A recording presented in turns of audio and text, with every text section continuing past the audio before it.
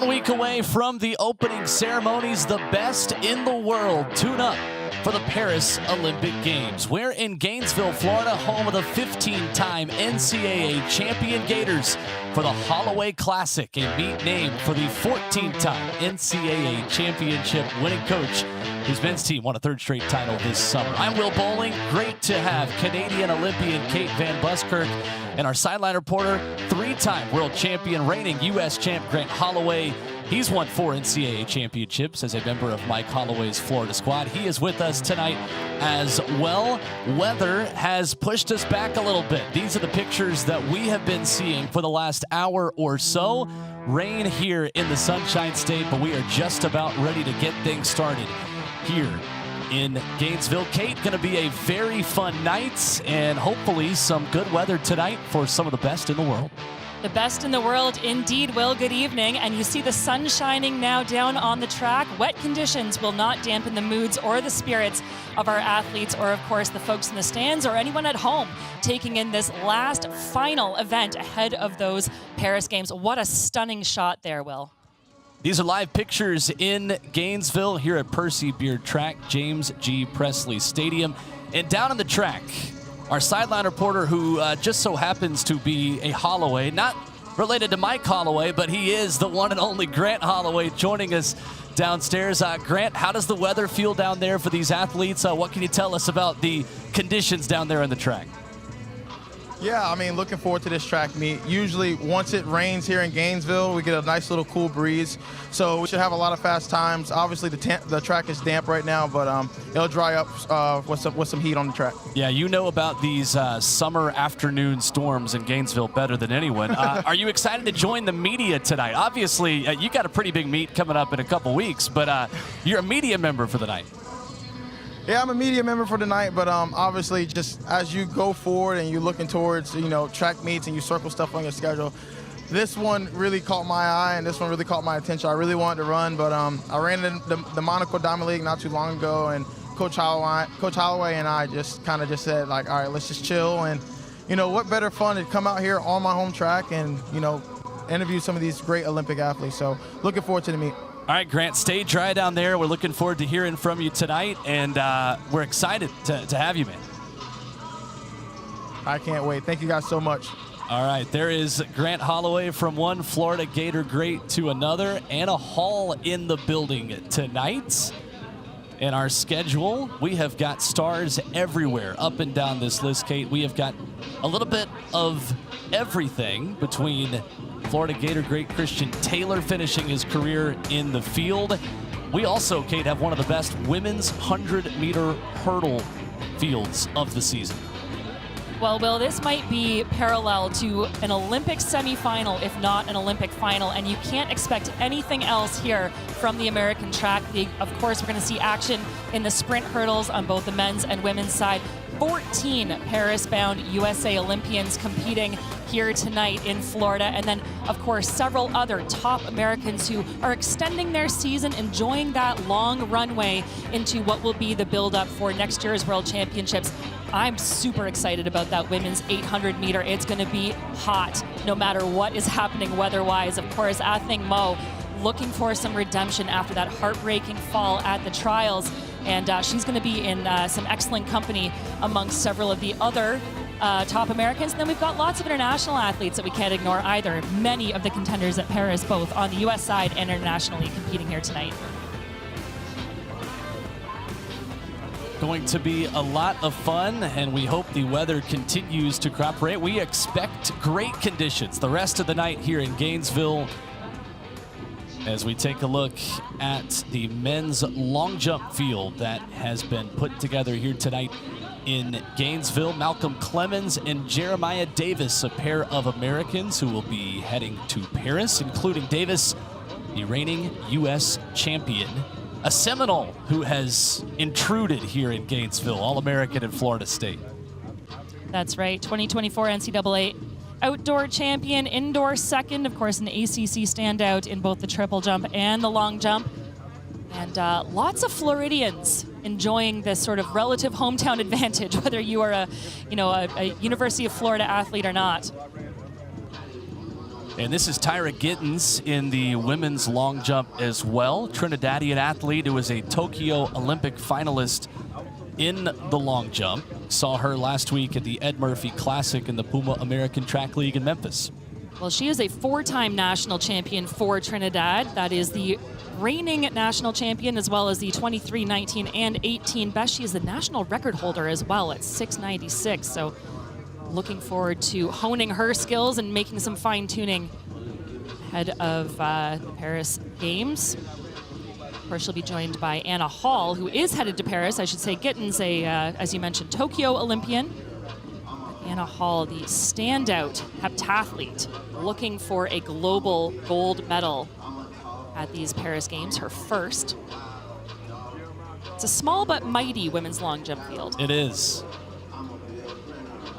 So that is the appetizer to a full course of outstanding track and field tonight. The men's 100-meter prelim round will lead us off here coming up in just a moment. Here from Percy Beard Track, James G. Presley Stadium. And the Holloway Pro Classic, named for 14-time NCAA champion coach Mike Holloway.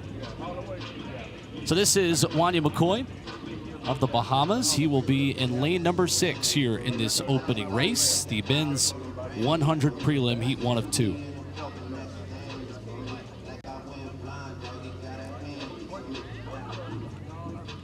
So Wanya McCoy there in 5. This is Brandon Hicklin, an American who will run in lane 5, made the U.S. Olympic trial final in the 100 meters. Well, coming off a 9.94 personal best back in April, so he's got to feel good about coming in with the fastest season's best of the field, the only sub-10 clocking of the opening heat here. Hicklin, who was 7th at the U.S. Olympic trials, ran 10:12 in Memphis at the Ed Murphy Classic last week. Our volunteers have been hard at work drying off this track here at James G. Presley Stadium. And there is another Florida Gator in our midst here in this opening heat. This is PJ Austin running in lane number 4, a semifinalist at the U.S. Olympic trials.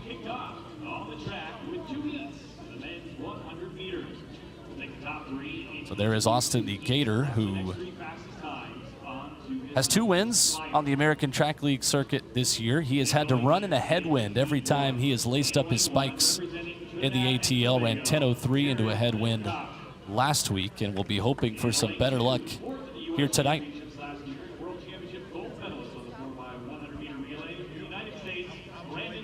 So this is heat 1 of 2 of our men's 100. With a final to be run later tonight. And there is the full field, including the return of Trayvon Bromell, a decorated U.S. Olympian sprinter. This is only his 4th race of the year, and first since May the 15th in Italy. He opened the season in 10:14. Injury cost him a race at the U.S. Olympic trials. He is back tonight, and we'll see what Trayvon can do running in lane 7.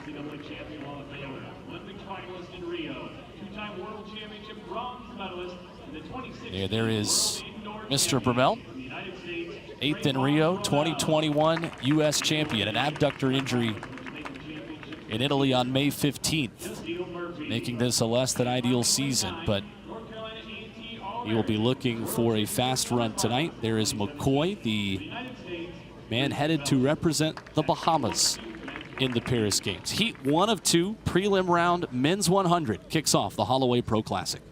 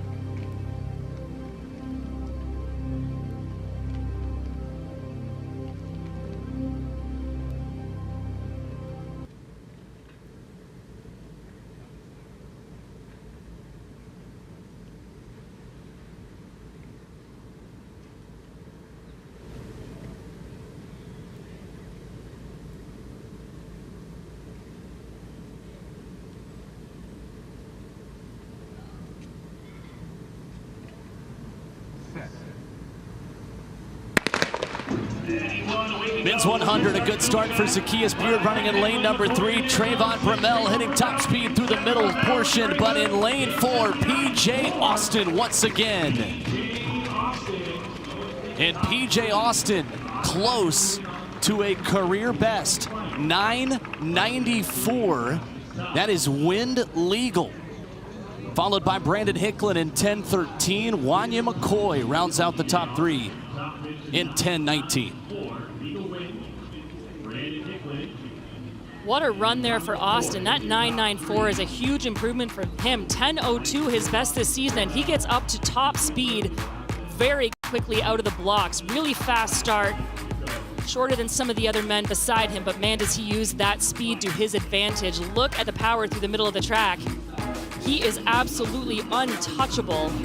That is a stunning performance, and glanced over at the clock there. He should be awfully happy with that, Will, heading into the final. And fitting that a man coached by the namesake of the meet, Mike Holloway, is the first man to the line here of the night. And there is the man, the myth, the legend. Take a look at those credentials. Unbelievable, the success the Florida Gators have had under his leadership. 14 team national titles, including 3 in a row on the men's side.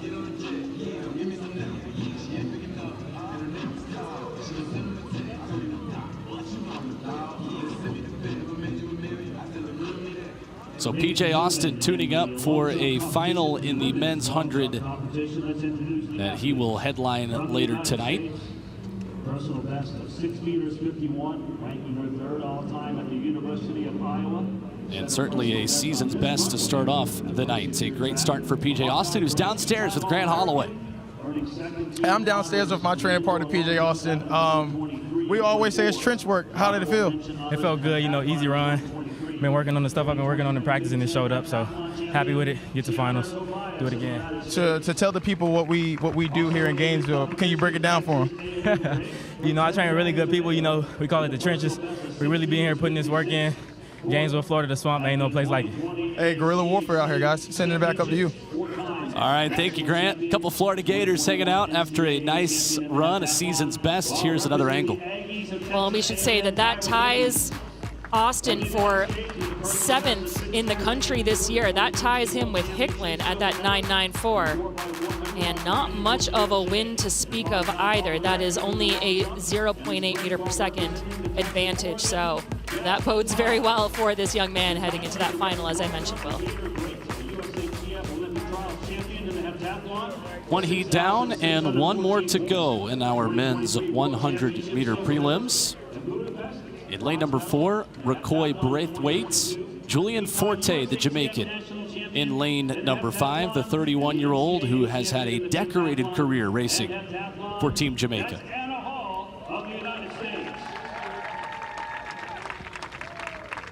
So Forte in 5, 4th in Rio with the Jamaican 4x100 team. This is Sandri Davison, 21-year-old Jamaican, part of that new generation of Jamaican sprinters, Kate. We'll see him right here in lane 6. Well, it's really telling that we have a 31-year-old next to a 21-year-old. It's the proverbial passing of the torch, and we should mention that they come in with identical season's best at 10 seconds flat, so you know that they're going to have eyes on each other. Rakoy Braithwaite is headed to the Paris Games, the 2-time defending British Virgin Islands champ, qualified by world rankings with a season's best and personal best of 10:03 this season. We'll look for him in the middle of the track there in lane 4. Full start list for you. Another former Florida Gator, Joseph Fanboulay, in lane 3. He's headed to Paris as well. This is our second of 2 sections. Prelim round, men's 100.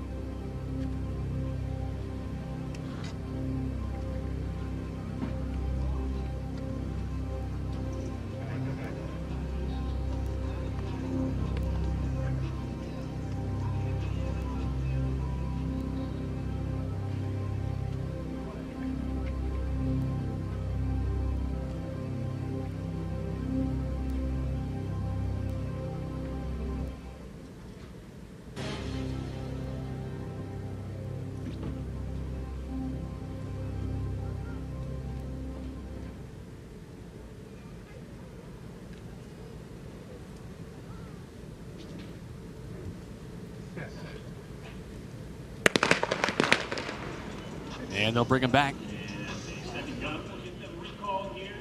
Lane 9, Michael Gitze with a stumble there on the left side of your screen.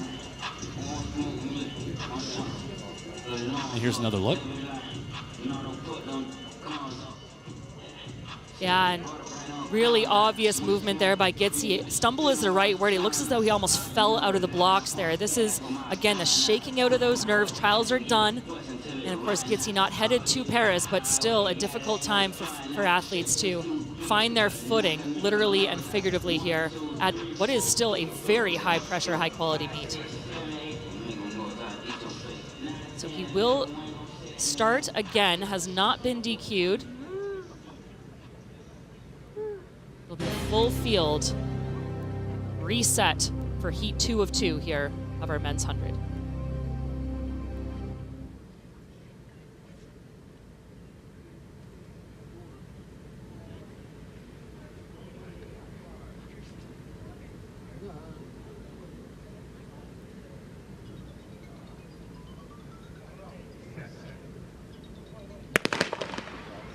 McCoy Brathwaite, like lightning, out of the blocks, running in lane number 4, a half step on the rest of the field, and he will surge through on the outside with Emmanuel Matadi side by side. Those two will head on to the final at least, and Matadi takes it, 9:98. Brathwaite, a new career best, 10.0, and Van Boulay rounds out the top 3 in 10:05. So make that 2 sub-10 performances of the day so far. Runners are liking this lightning fast track. Matadi 9:98. That is just a 100th of a second outside his lifetime best, and it is a big season's best. From the University of South Carolina, he's a standout. Qualified for the 100 and 4x100 in Paris. Here's how he did it. Well, you talked about how fast Brathwaite gets out of those blocks. Again, shorter stature and uses that power to his full advantage. He looks untouchable at this point, but look at Matadi on the outside.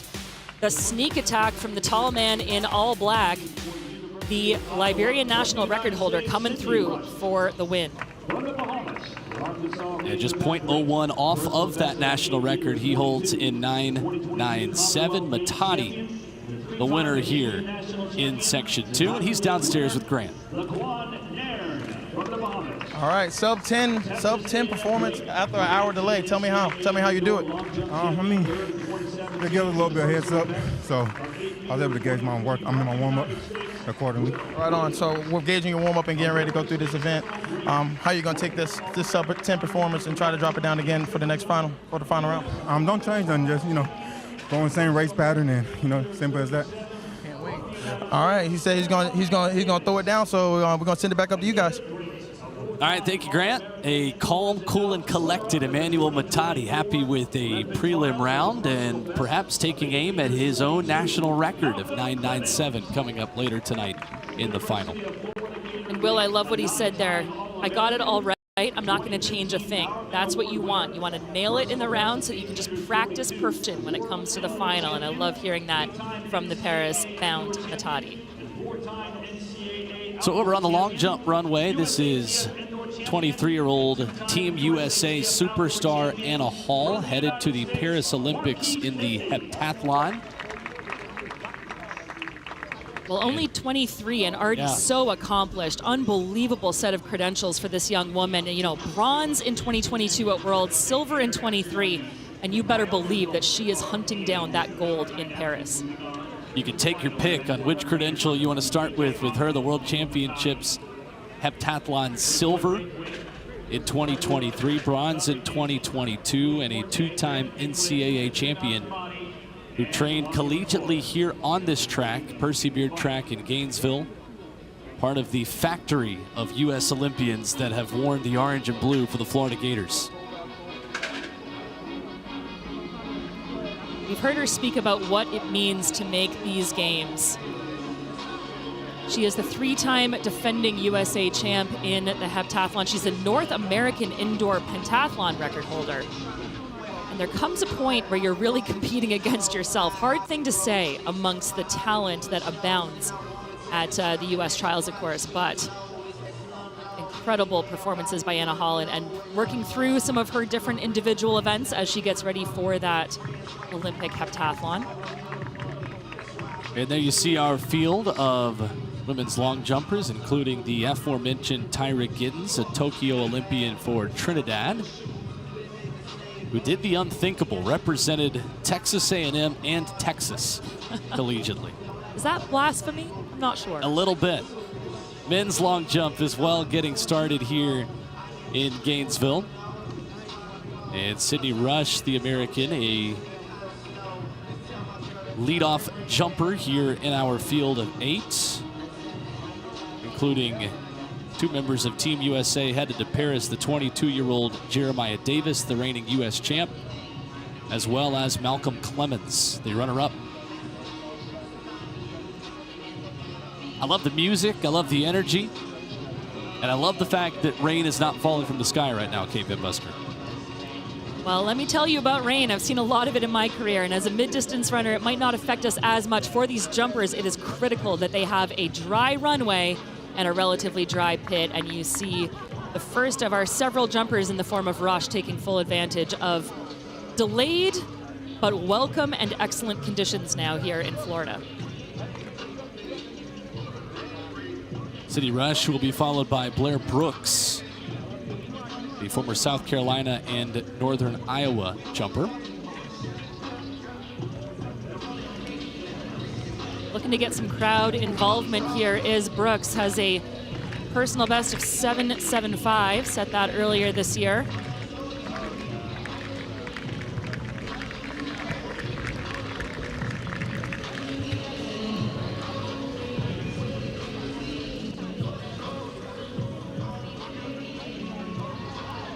And there is our crowd here that has braved the elements. And that was Laquan Naird, the 3-time Bahamas champion, last down the runway. And our fans are going to be treated to an excellent night. We have got 3 of the 4 fastest women's 100-meter hurdlers ever, as in the history of the world, including the world record holder, Toby Amusan, who will take the track later tonight. I think Mo is here. In the men's 800, Josh Holloway and Clayton Murphy headline that field. Meanwhile, this is Will Williams, the 29-year-old American who was 8th at the 2023 World Championships, up 3rd here in our men's long jump runway.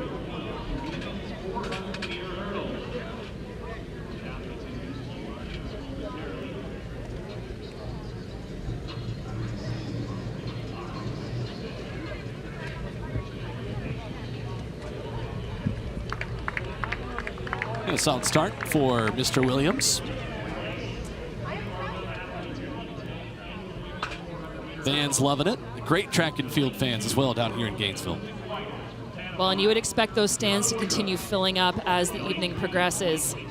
Say that you wait for greatness, and that is exactly what these fans know is next on track and on field.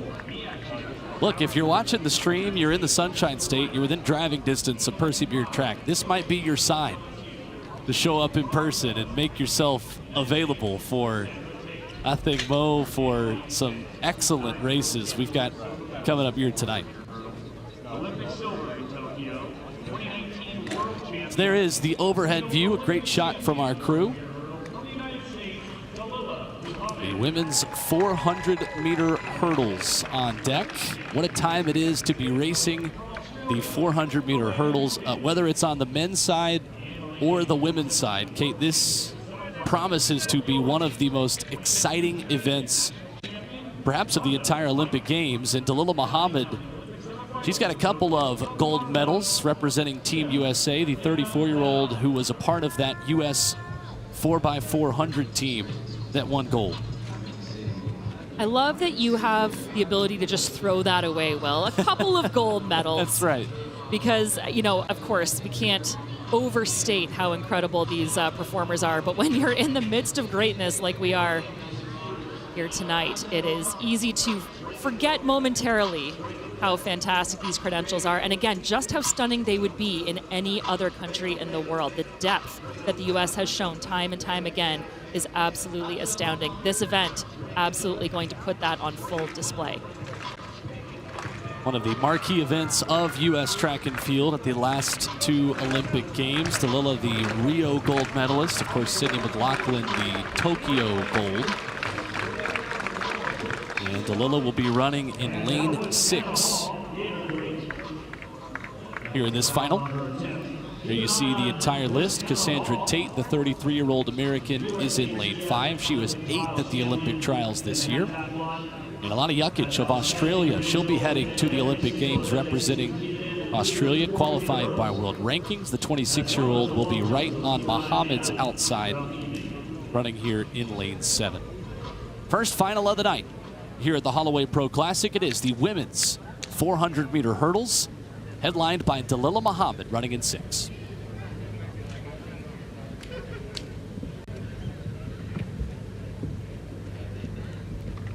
Can't forget for Muhammad that stellar 51.58 best.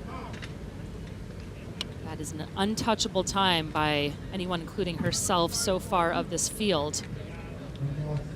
I'd expect a strong race there. You see Gianna Woodruff, as you mentioned, Paris bound, one of 2 in this women's 400-meter hurdle final.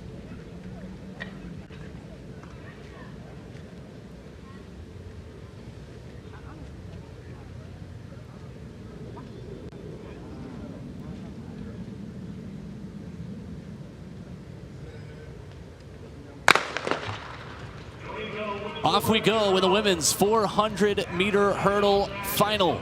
The overhead look at our field, and Delila Muhammad starting to make up the stagger on Alana Jukic, the Australian Olympian, to her outside. This is Muhammad with a half-step lead, halfway home, looking smooth.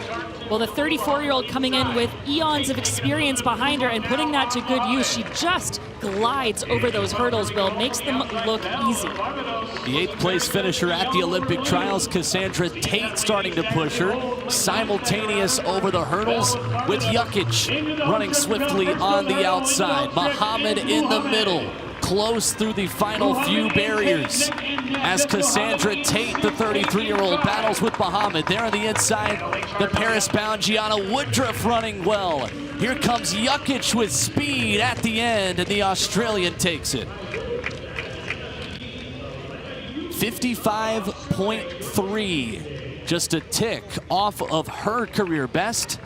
Tuning up for Paris in a big, big way. Alana Jukic beats Woodruff in 55.45 for the win. Muhammad third, 55.85.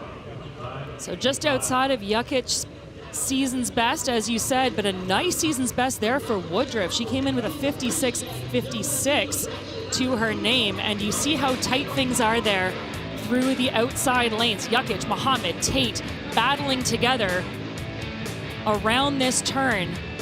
It's the speed endurance there of Muhammad that you expect to pull through, but here Tate giving her a good run for her money and a well-timed push on the inside. She was running completely solo, was Woodruff, through the majority of this race. So difficult running inside and outside there, the 2 Paris-bound athletes, Woodruff and Jukic, battling to the line. Fast arm speed and great power across the line for Jukic, and she will take the win. Well, Alana Jukic had a lot of work to do the second half of that race. She takes the win in 55.3. She is Paris-bound on the 400 hurdles. Grant Holloway is Paris-bound on the hurdles as well, and Grant's downstairs with our winner. Yeah, we're going to be in Paris together, but correct me if I'm wrong. I think you told me you ran in 3 track meets, 3 different countries, 3 track meets in 3 different days? Yes. Tell us how you did it. Oh gosh, it was just living on an Olympic dream. Like, I was just on the cusp of making that quota for the Olympic team, and at the end of the day, like, that's all I was kind of running on. It's just like that hope and that dream. I think I got to my last day and I was like, I'm just gonna have fun. Like you can't really expect too much. You know, this whole ranking system is kind of crazy and stuff like that. I was definitely chasing the qualifier, but did leave it quite last minute, so. Yeah. To come here, hour delay, and then to come here almost close to your PR, but not quite there. How do you use this as a tune-up, getting ready for Paris? Yeah, this is just like exactly what I needed, confidence-wise. I remember, 4 years ago, I had a meeting with Delila, and I was like, I'll see you at the next Olympics, and here I am, racing against her leading up to the Olympics is just a dream. Awesome. Thank you so much. Congrats on your 3 countries in 3 days. I don't know if I could do that, to be honest, but I'm gonna send it back up to you guys. She's well-traveled. Spain, Switzerland, and Poland. June 21st, June 22nd, June 23rd, and a win tonight here in Gainesville. Up next, the men's 400 hurdles. The party just getting started here in Gainesville. Remember me, I'm the one who had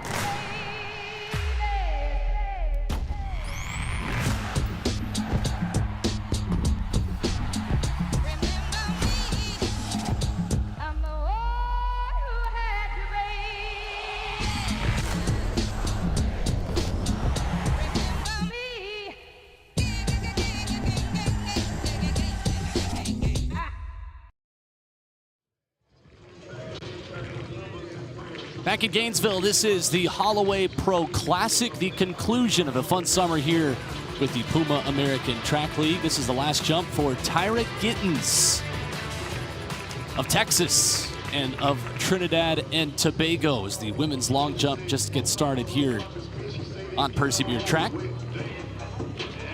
at the start of the competition. 400-meter hurdles. Let's meet the athletes. Tyra, who has been a mainstay in the Puma American Track League this summer. So we'll continue to show you pictures of the long jump as it continues. And up next on the track, it is the men's 400-meter hurdles. There you see our entire field. And Kate, we've got another Paris-bound Olympian in Nathaniel Ezekiel, who will be in lane number 7. Well, we had some age to the advantage of our women in the 400 hurdles. Talk about the youngsters coming up to take their places. Ezekiel, the only 21-year-old, third at the NCAA championships. And there you see Robinson. Christopher Robinson, the 23-year-old and the 2023 NCAA champion running for Alabama. Finished second there this year, 4th at the U.S. Olympic trials as he continues his season.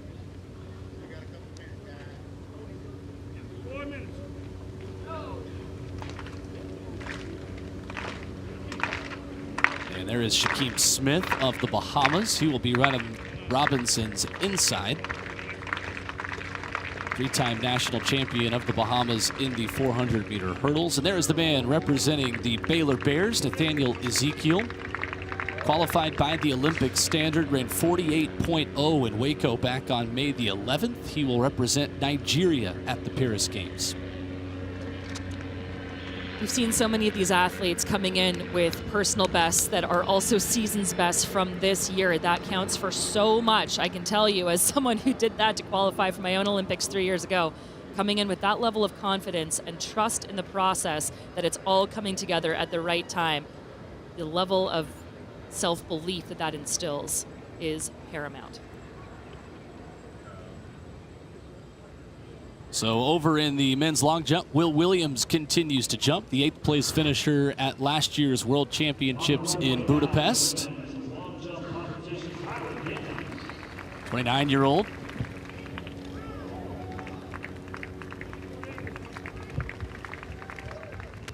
Seems happy with the effort. Dare I say a little smile there from Mr. Williams. That's right. So men's 400 hurdlers are waiting in the wings, ready to go.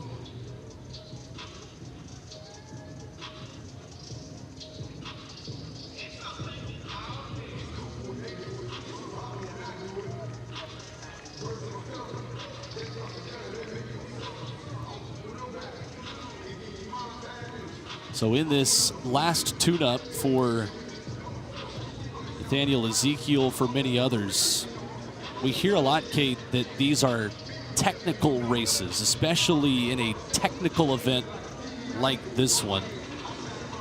It's an interesting thought process, picking one thing in your race to work on in this last tune-up. It seems that's a bit of a theme for runners like this who have one final opportunity before they get on a plane.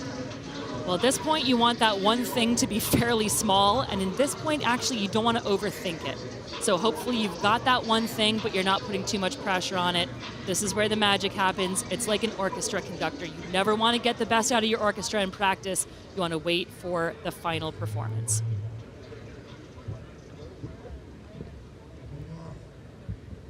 So here we go.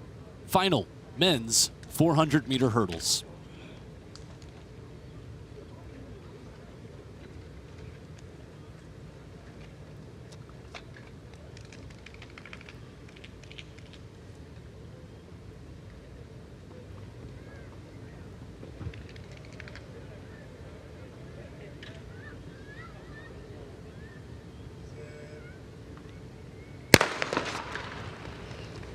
Quick out of the blocks, Nathaniel Ezekiel. Look for him in the white and green. And 7, Christopher Robinson, the man who was 4th at the U.S. Trials, running in lane number 6.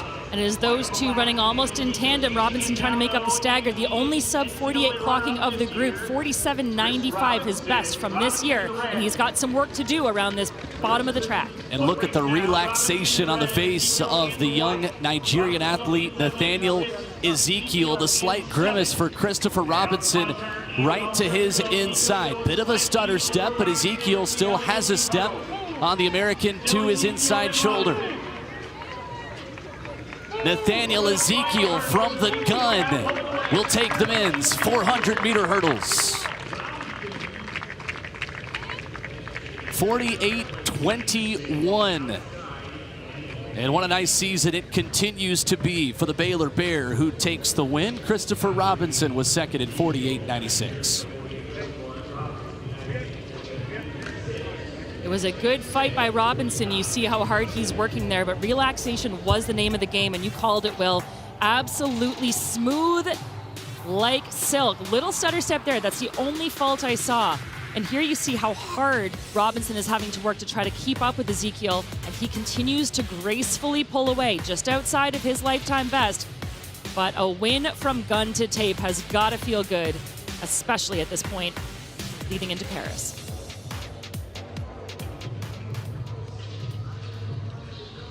So there is the man who took it gun to tape, Nathaniel Ezekiel, in 48-21.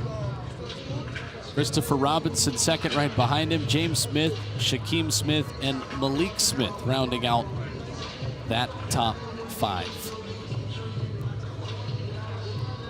So shaping up to be a pretty fast day here on Percy Beard Track inside James G. Presley Stadium in Gainesville, Florida. And Nathaniel Ezekiel, coming up in a minute, is going to have a difficult task of talking intelligently after running a 400. Grant Holloway's downstairs with him. I'm not a catcher, and my knees don't work like Megan Stallion, but I'm down here with my boy. Tell us about the race, brother. I mean, I got up fast. Basically, we've been working on some techniques in practice, so I just tried to come out here, execute, and get myself ready for Paris. Absolutely. Using this meet as a tune-up, like where do you see yourself going? Obviously, the games are in about less than a week. How do you see yourself working and how do you see yourself going? From what just happened right now, I would say like I'm ready, and the main thing right now is just for me to get into the finals in the Olympics. So from there, we can know what's next. All right, I don't know about him. Oh, my knees don't work like that, but I'm gonna send it back up to you guys. All right, thank you, Grant. Thank you for calling some balls and strikes down there for us as Nathaniel Ezekiel takes his win. That is always, Kate, fascinating how, look, all these events are difficult, but anything over 400, whether it's a flat 4 or a 400-meter hurdles, congrats to the winner, obviously, but I never envy someone who's got to immediately talk about it intelligently. Well, we call it swimming in that pool of lactic acid, and I got to tell you, once that gets to your head, now he's jogging. I mean, that's bragging at this point. That's showing off, and that shows that he is ready for those games. Congrats to the youngster, 21-year-old Paris-bound Ezekiel.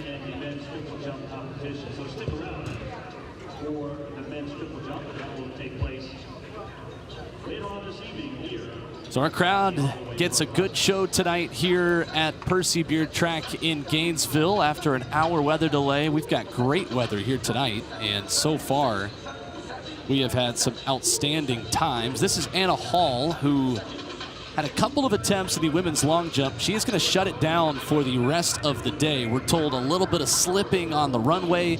There is no injury concern tonight. Anna Hall has not suffered any kind of ailment. However, in the name of caution, and certainly I don't think anybody can blame her, a little bit of slipping on a wet runway, she is going to call it a night in the women's long jump, a competition that continues here live.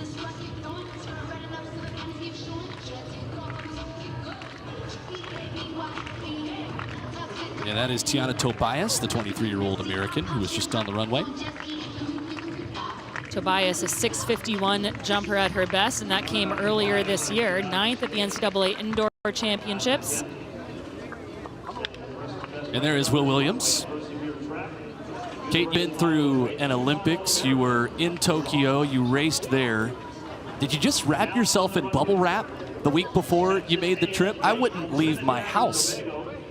I wish I could say that. Unfortunately, given that it was the COVID games, sure, I found myself in Hawaii wrapped in bubble wrap, and I can't think of many better places to wrap yourself in a cloak of invisibility and protection than in beautiful Hawaii. But certainly back to some normalcy this year for these Paris Games, and a real celebration as we return to excellence in athletics and a return to the runway here with Gittens. Tara Gittens, who was a high school superstar in Nashville, Tennessee. Decorated NCAA All-American, of course, as well at Texas and at Texas A&M. And you say decorated, we got to put some context into that. 18-time All-American, and that is absolutely astounding. That is otherworldly for the national record holder of Trinidad and Tobago, Tyra Gittens. Over the men's long jump, this is U.S. Olympian Jeremiah Davis, the 22-year-old reigning U.S. champ. And what a U.S. trials it was for him. 8:20 season's best and 8:37 PB from last summer. He's got big expectations moving forward into the Paris Games. He is a Florida native and putting on a good show here in Gainesville. ACC indoor and outdoor champion in long jump and triple jump. Standout at Florida State, which I know we're supposed to whisper here in these hallowed halls. But certainly lots of great support behind Mr. Davis here. He's looking for that support from our crowd, and they are giving it to him. Yeah, they don't care that he's a Seminole. The pride of Lehigh, Florida, ready to take the runway here in the reigning U.S. champ, Jeremiah Davis.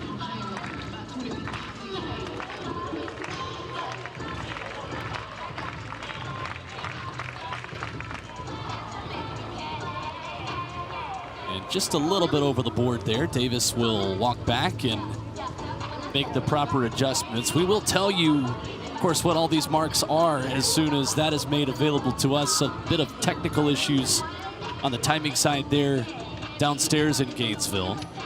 And here's another look at his jump.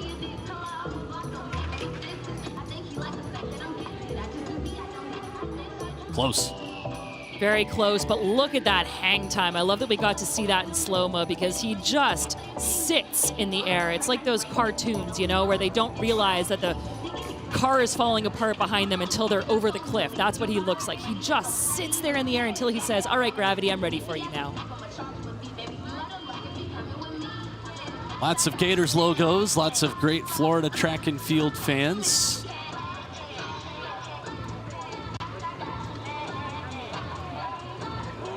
And back on the runway, that is Sydney Rush, starting over the order once more.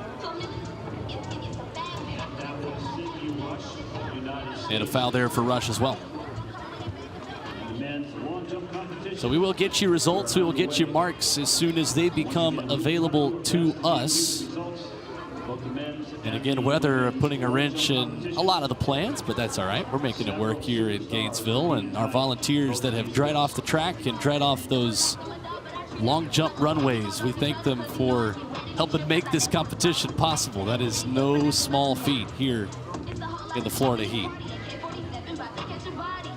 This is always the debate. Do you want the rain to cool things down a little bit, or do you want a dry track and just the steam pouring off of it? I think we're seeing both sun and rain here as we move back to our men's long jump runway. And Blair Brooks.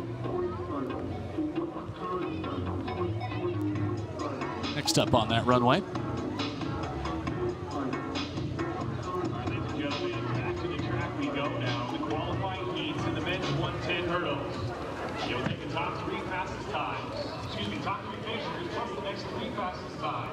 And so Brooks runs through that one. So men's long jump, women's long jump, continuing on into the latter stages now of those competitions. And back on the track, we are ready for another prelim round. Up next, the hurdles are back on. This is the men's 110 hurdles. And there is your field here in Heat 1 of 2, a final that will run later tonight, right at the end of our competition, 9:48 Eastern Time, 8:48 Central, the time that these men will be hoping they are back on this track.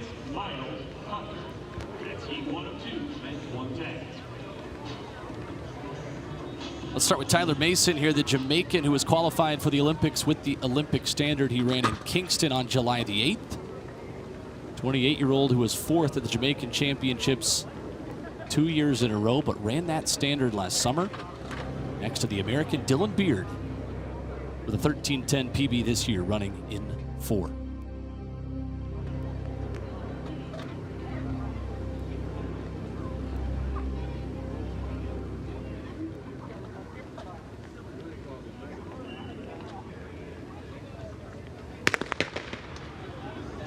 First of 2 heats, men's 110 hurdles prelims. There on the inside, Davion Wilson quick out of the blocks. Looking to maintain through the middle of this race. Wilson in a tight finish will take it. The man who was 5th at the NCAA Championships, first to this prelim, 13:32. That is wind legal. Followed by the Jamaican, Tyler Mason, who runs 2nd. Dylan Beard in a tight finish, 13:45 was 3rd. Wilson, a man on a mission. 13:23, his best coming in. Reverse those numbers, 13:32 the time here, but look at how quick he is out of the blocks and then just absolutely focused 100% of the way down this straightaway. Clean hurdler, really smooth up and over. Like I said, absolutely focused, trained on that finish line, and it serves him very well. Good push on the outside there as well, but it will be Wilson taking what looks to be an easy win there, just outside of a lifetime best. Wilson first, Tyler Mason second, Miles Hunter given 3rd. There was your leaderboard in the first section of our men's 110 hurdles, and Davion's downstairs with our Grant Holloway. Awesome, awesome. The music is jumping. How was the crowd? How was the race? Take us through. The crowd was great. Kind of didn't hear anything during my race, but I just wanted to focus on getting out of the box and executing, because I haven't been executing very well the last few races, so just trying to get my lick back. Yeah, awesome. Trying to get the lick back. Biggest thing is coming into this track at Gainesville. Meet records 13:03. Not meet record. Facility records 13:03. I think you can do it. I think so too. Maybe a little bit of Never has it, right? You. I think it's definitely doable, man. Catch a rhythm. All right, guys, send it back up to you. I'd say Grant Holloway is pretty qualified to make statements like that. Downstairs with our winner, Davion Wilson, here in heat number 1, the man from Houston. Feels pretty confident going into our final later tonight. Well, if he hasn't been executing very well, and that's any indication, I think that he's a perfectionist more than I would be. That was a beautifully executed race, and I'm sure he'll bring that with him into the final.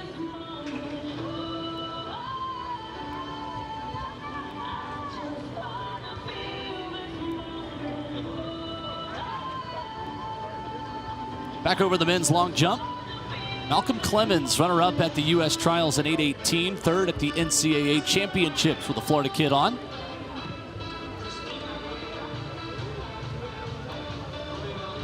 Clemens with a legal jump there.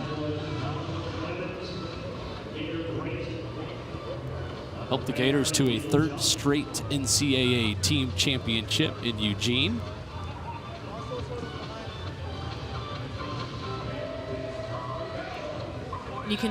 You know, what I wouldn't pay to be a fly on the wall of the mind of some of these guys.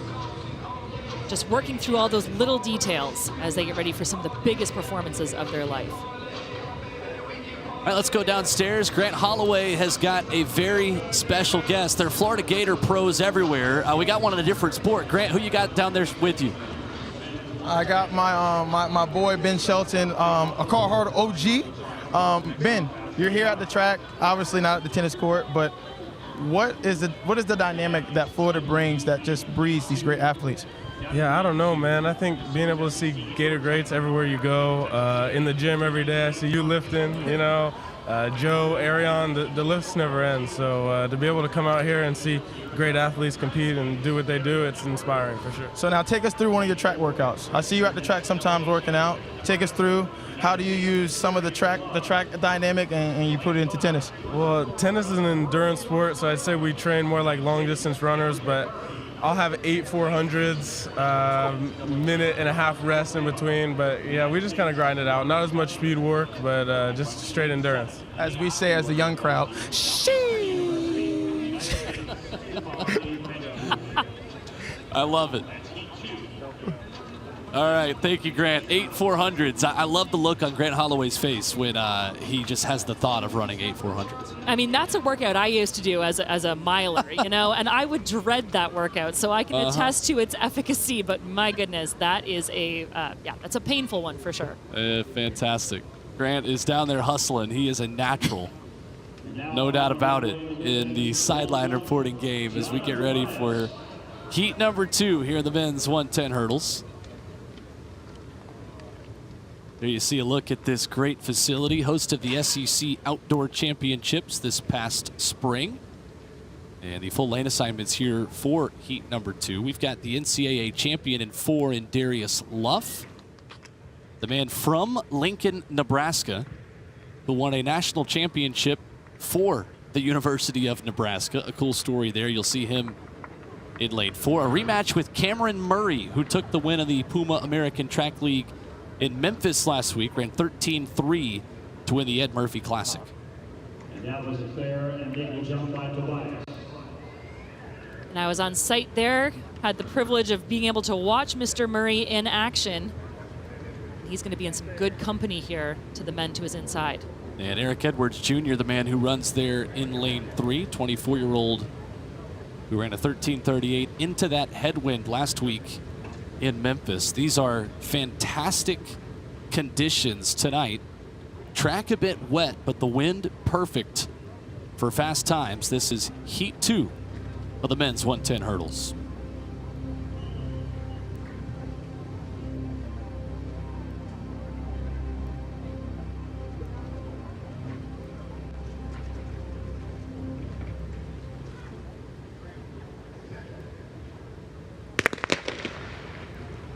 Eric Edwards Jr. quickly out of the block, simultaneous with Cameron Murray to the outside. Pretty even halfway through. Murray with a slight lead.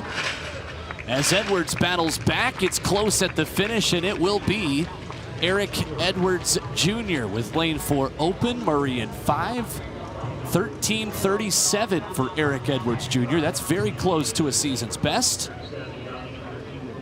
Robert Dunning, 13:42, and Cameron Murray, 13:43 in 3rd.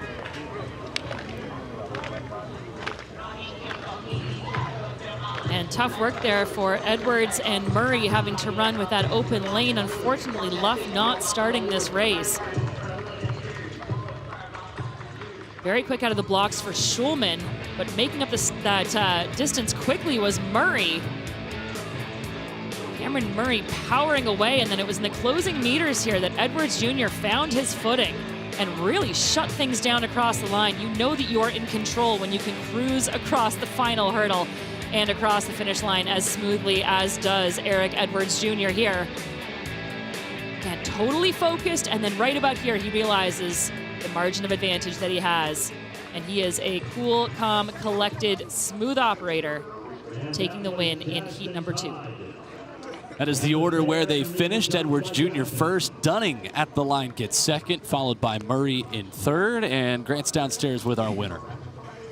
I was just reminded that we haven't won a football national title since 2008 from Eric, so I think he's really, really relaxed out here.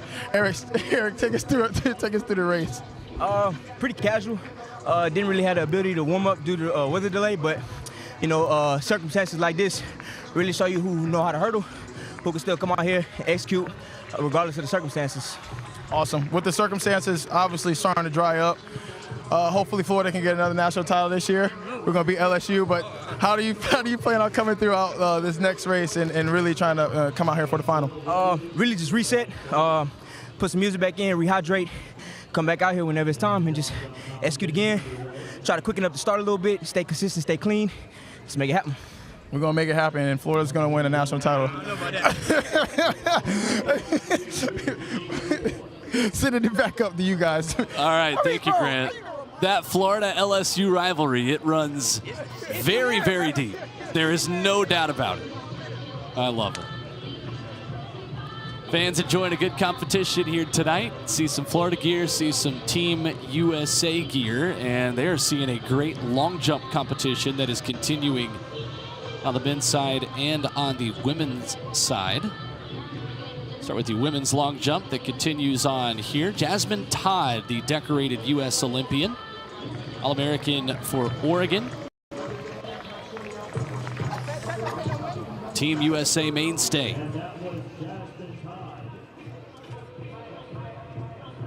So the results as we have them at the moment look like this in the women's long jump. It's Tyra Gittens who has got a new season's best, and she has equaled her career best with that mark. That is 6:96, followed by Todd in second.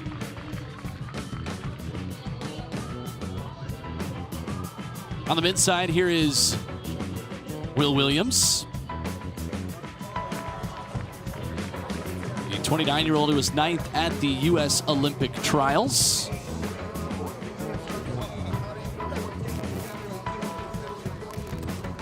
And again, results as we get them will come to you in the long jump competitions, as the men and the women continue to dazzle this crowd here in Gainesville at the Holloway Pro Classic. So just shy of 8:30 in Gainesville, Florida. And those hurdles will be ready for some of the best in the world, Kate Van Buskirk. We are very excited to watch the women's 100-meter hurdles tonight. Expected to see Kenny Harrison, Grace Stark, Masai Russell, and the world record holder, Toby Amusan. This is going to be electric. Well, the DJ knows what's up, that's for sure. It's going to get this crowd into it. We're into it here. And as I said, you know, this could be really an Olympic semifinal all in itself, each of these. Can't wait for that final taking place. I mean, to have 3 of the top 4 all time, this is astounding here at the American Track League. And perhaps some future Olympians getting into it as well, as we see that, you know, that's the beauty of our sport. It is exciting for all ages. I don't know, those look like some pretty fast feet. That's either going to be a swimmer or a hurdler, I think. A lot of Olympic talent that comes out of this area of the country. Always the Florida speed versus Texas speed versus California speed conversation that is nonstop in this country. And well, we all come together every Olympics under that Team USA. But in this hurdles competition, we talked about it last week in the Ed Murphy Classic, but it is a great time to be running hurdles, isn't it? In the 400 hurdles, the 110, the 100, records going down left and right. There are the start lists. There is the start list for this opening heat. where you have 4 ladies who are headed to the Paris Olympic Games. Sydney Simber, Masai Russell, Toby Amusan. Will see them in Heat 2. And in Heat 1, you've got Grace Stark and Tanisha Cartwright, who are headed to Paris. The Olympic silver medalist in Tokyo, the world indoor champion in 2018, she's our American record holder. Well, a true international affair here. We have Puerto Rico, Jamaica, the Bahamas, and of course the U.S. represented. And there is the woman of the hour. The former world record holder and the second fastest 100-meter hurdler ever. The 31-year-old who was 3rd at last year's World Championships, Kenny Harrison, an NCAA champion at 12:20, the second fastest time of all time. Grace Stark will be right to her outside. She finished 3rd at the U.S. Olympic trials in a career best of 12:31, and she has picked an excellent time in the summer to run her best. The 2024 NCAA champion for the Florida Gators. And there is Christina Clemens, the 7th place finisher at the U.S. Olympic trials. A very speedy trio of American hurdlers in 4, 5, and 6. This is Heat 1 of 2 in our 100-meter hurdle prelim.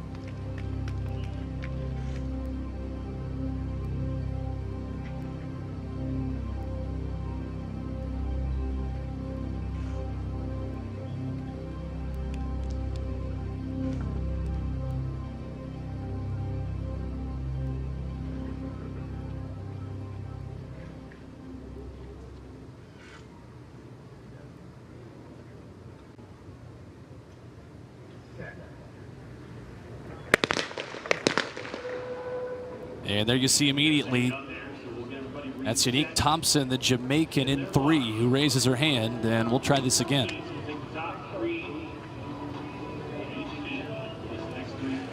She knew right away. I mean, she comes out of the blocks and then the hand goes up. It's not really the order you're meant to do it in.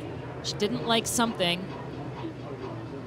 I see a yellow flag behind her, so hoping we can have a clean start at the second time of asking here. Lane 1 open, lanes 2 through 7 occupied with some of the best sprint hurdlers in the world this year and all time. So Thompson given a second chance here next to, as you said, the second fastest of all time, Harrison, who set that 12:20 former world record back in 2016.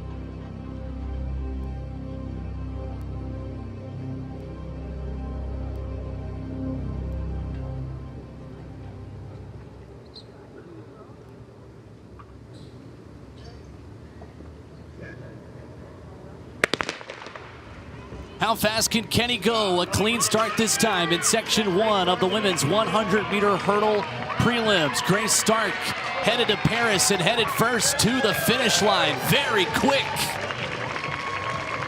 in Heat 1. 12:42, that is wind legal. That will send her to tonight's final. Kenny Harrison second in 12:61, and Christina Clemens rounding out the top 3 in 12:64.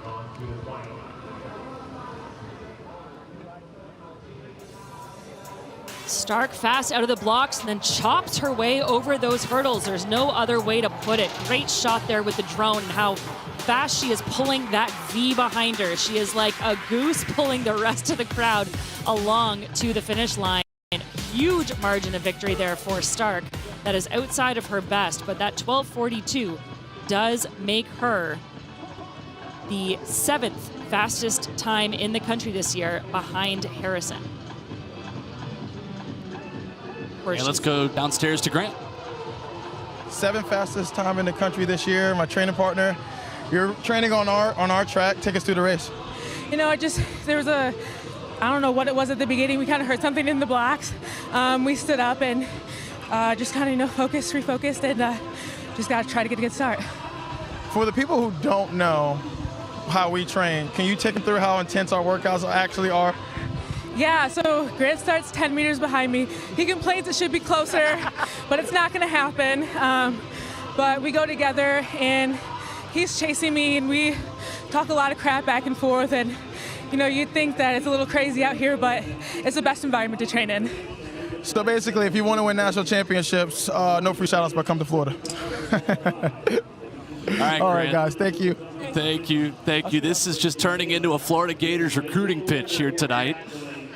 As Grant Holloway, Grace Stark down there. Stark will head on to the final, and the crowd here gets ready for the second half of our prelims here in the women's 100-meter hurdles. We feel like this is a field that will rival, Kate, the Olympic final.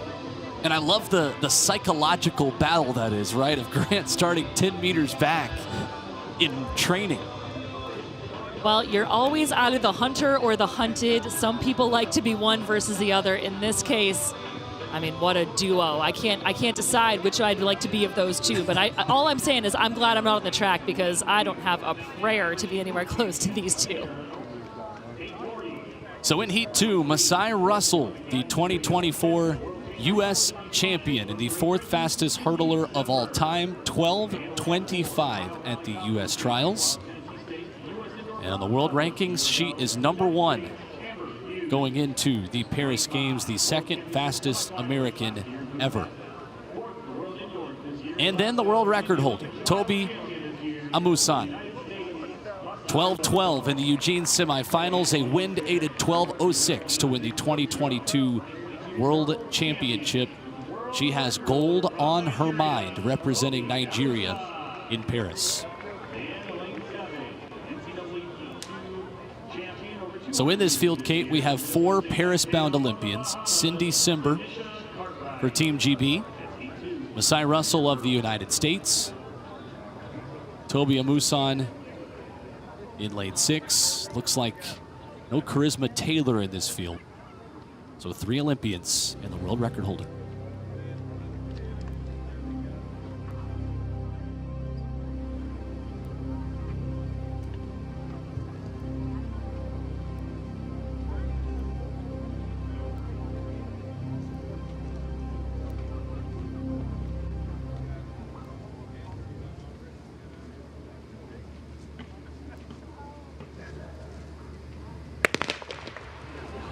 Quickly out of the blocks, Toby Amusan, the world record holder in the women's 100 hurdles. And on her outside, it's Anisha Cartwright, who's running very quickly. Cindy Simber down there on the inside. Here comes Amusan, late to take it.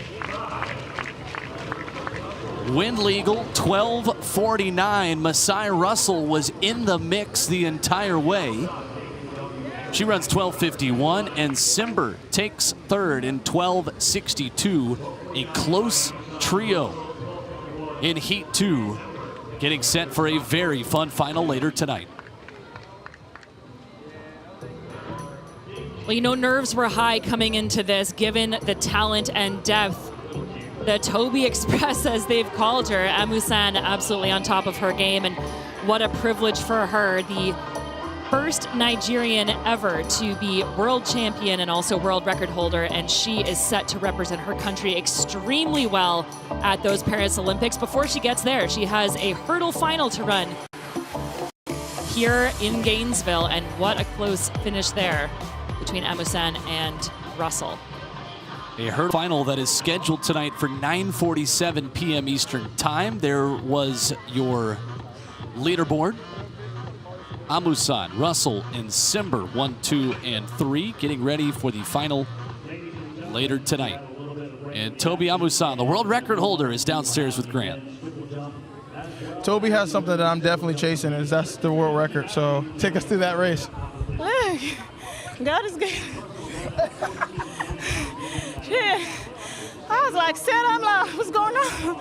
Shoot the gun. I feel dizzy, but I mean, I got to the finish line first.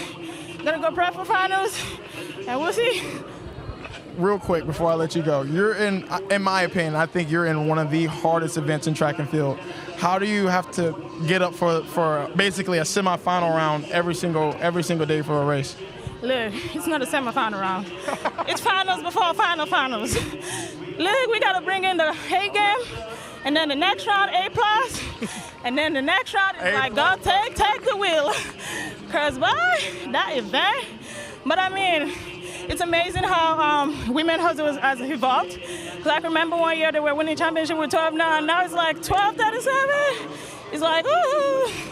But look, no comment. No comment. Go get ready for the final. Drink some water. And you need a banana. You said you dehydrated. Find a mango, too. Thank you, Grant. I love the honesty there from Toby. Well, you talked about it's an exciting time to be a hurdler. It is such a difficult time to be a hurdler, and what a privilege that is. Final after final after final. You heard it from Toby, and she's going to bring that final again in the actual final still to come. Gorgeous night in Gainesville. Mother Nature pushing back everything an hour, but it has turned into a very fast night here on the track inside James G. Presley Stadium. When did that sun go down, Will? It just happened quickly, didn't it? It sure did, but the lights come on, and that's when the magic happens. That means it's 100-meter time.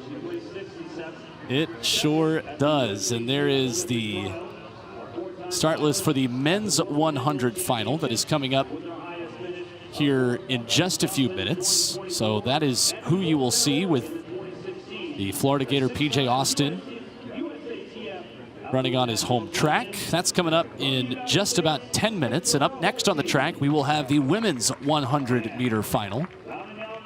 And we'll hope that wind continues to be at the perfect level for this group of 9 ladies with personal bests in the 10.9s and season's bests in the very low 11s. Candace Hill, the runner closest to getting under that mark. She's run 11.00 this year.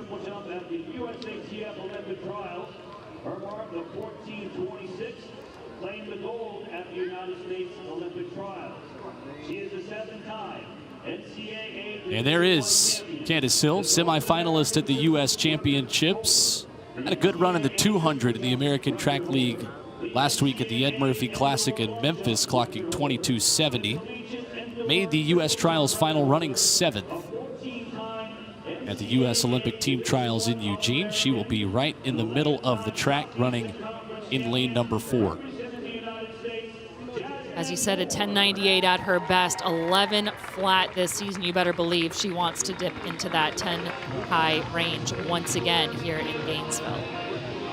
And right to her inside, a U.S. Olympic silver medalist with the 4x100 meter relay. This is Javianne Oliver. And everyone who is in Memphis ran into the wind a weekend ago at the Ed Murphy Classic. Oliver 11:51 into that big time headwind that was in our women's 100 meter final. Mother Nature will be smiling down upon her maybe a bit more tonight as she will lace them up there in lane 3. And then there's Favor Ofili. She's headed to Paris with Nigeria alongside Toby Amusan, qualified with the Olympic standard June 16th in her home country. The Nigeria national champion in 100 meters at 11:06. And look out, Grant Holloway, because this is another LSU Tiger who might just decide to get ready for some more football trash talk the way Eric Edwards Jr. did a few minutes ago as well. I'm loving the showdown between those two. And the purple and yellow there for Ofili, the same colors that she sported in college. And there is the trio right there in the middle. Oliver on the right, Hill down the middle, with Ofili there too.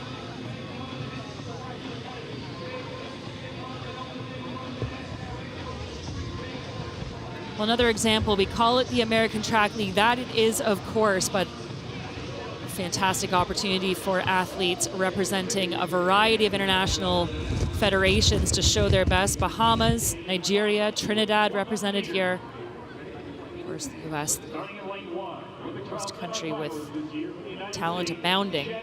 And Favor Ofili is in really good form. Feels like she could be due in Paris for a big-time performance.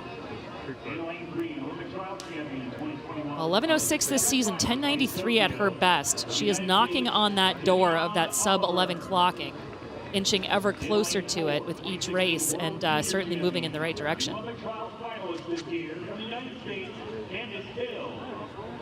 As you mentioned, when you can run 11.13 into a headwind, you know that bodes well for what's to come when you've got that wind in your favor if you're O'Philly. That's right. Well done. And Candace Hill, you have to imagine, is very motivated with the season she continues to have. 25 years old. She has been on the scene for a while now. 7th in that U.S. trials and extra hungry as she continues her track and field summer.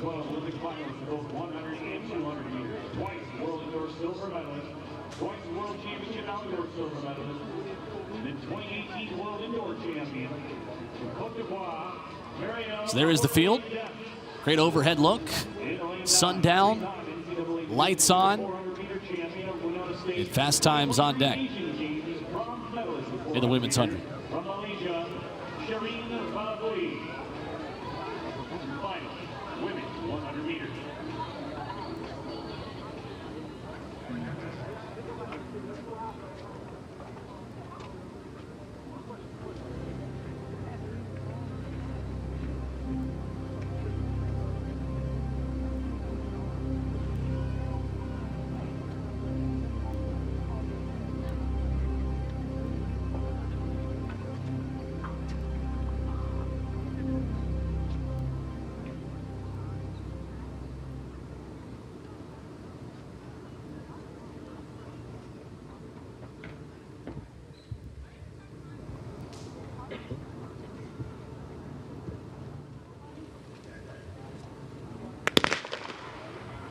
Quick out of the blocks, Javion Oliver on the inside, the right side of your screen here in the women's 100-meter final. Here comes Candace Hill in the middle of the track, side by side with O'Philly, close at the line.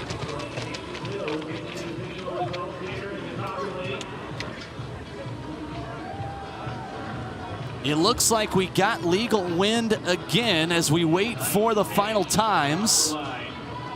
This was quick. And it was very close between Candace Hill and Favor O'Philly.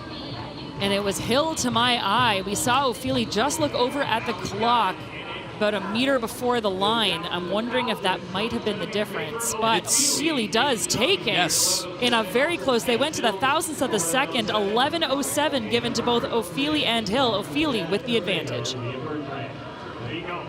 As close as it could possibly get at the finish, it's Favor O'Philly just barely, and here's how she did it. As you mentioned, a fantastic start there by Oliver and Rutherford. Now through the middle of the track, moving well. O'Philly. Hill has the advantage here, and it wasn't until right at the line. I think it's that relaxation of O'Philly. Look at the advantage of Hill. She has it wrapped up until she doesn't. That side glance, I thought, might have cost the Nigerian the title, but she takes it, glides across the line, relaxes her way to a win, and just a hair outside of her season's best. 11.07, a 100th off of it as Favor O'Philly takes the win in front of Candace Hill. Those two bringing the best out of each other here tonight in the women's 100 final, and they're both downstairs with Grant Holloway. I got both of the pair of the the LSU Tigers, as Eric Edwards would want. So you guys are training partners. Just take us through what training's like, and then take me through the race, please. Like you said, we're training partners, and we come out every day trying to push each other and trying to get everything done, and you know, I don't even know what to say. But I mean, we push each other every day and motivate each other to like keep going, and having our coach by our side telling us this is not the last meet, just go there and do what you have been training all this time to do, and let's see what happens, and we're here. Candace? Yeah, what Favor said, I'm truly blessed to have a training partner like Favor. You know, she's ran sub 22 in the 200, and so I'm trying to get that one day, and so training with her in practice is really pushing me to do my best. With Coach Shaver here, I know he's going to say go Tigers, but what's some of the stuff that he wanted you guys to come out here and execute? For me, it's my start, and yeah, start as well. and just go through race modeling. You know, Favor has Olympics coming up, and so she's just gearing up for that. And so I'm just out here trying to improve my PR. Awesome, awesome, awesome. Well, just because I know Coach Shaver's going to tell me to do it, I'll do this for him. There we go. I'll throw up oh, I did it the wrong way, too. Oh, I was right. All right, there we go. We're going to throw up the Tigers, guys. The internet is fast at work. There's going to be a screenshot of that probably very soon. LSU well represented here as well in Gainesville, and a nice run for the two training partners. And we're set to see them again in the 200 coming up in short order.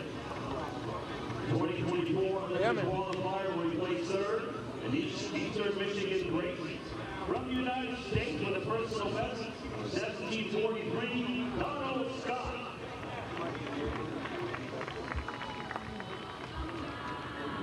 Men's 100 final is up next, and that is how the athletes will line up. PJ Austin winning heat number 1, and Emmanuel Matadi winning heat number 2 earlier this afternoon. And Matadi gearing up for Paris. Walk me through the psychology, Kate, in hearing that gun, knowing that it's the last time you're going to be tested before you get on a plane and represent your country. Well, this is, again, practice, practice, practice. You heard it earlier. This is not semifinals. This is not finals of the American Track League. This is final practice. All of these guys are looking to put themselves in the best positions to be medal contenders at the games, medal contenders moving forward into world championships coming up.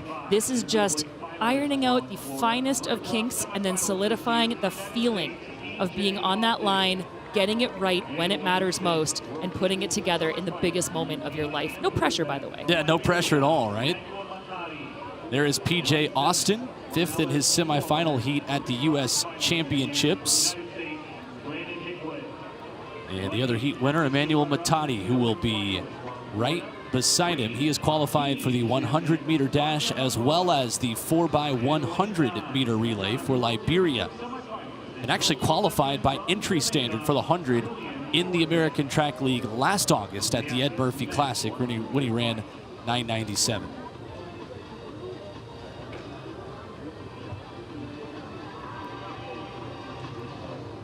You asked what's going through these athletes' minds. You can see it there. They are treating it the way they are going to treat every big competition coming up for them. The American Track League is known for this. You just talked about the performances that we see time and time again in this series of competitions. This is why we hold these meets. The trials are done. The teams have been named. This is the final dress rehearsal ahead of the biggest show of their lives. Learning to relax. They call it the optimal state of arousal. It's learning to relax through the tension, finding that perfect balance, and that's what these guys are aiming for here tonight in Gainesville. Austin was 9:94 earlier today. Matadi was 9:98. Ready for the final, men's 100.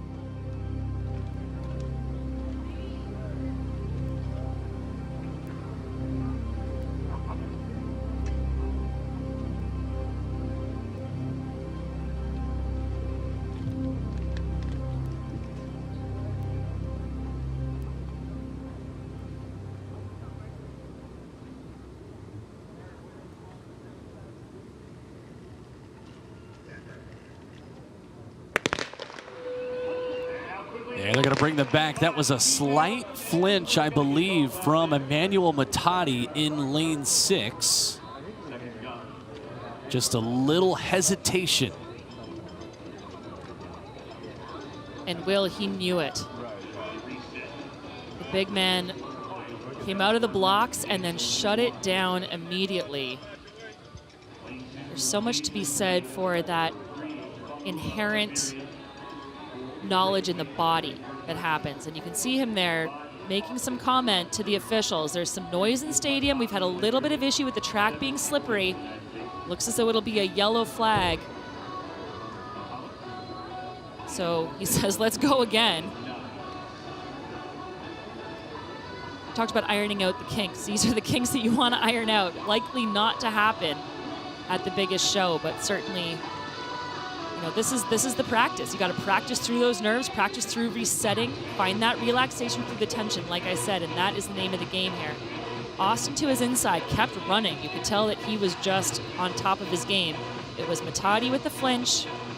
They will try it again.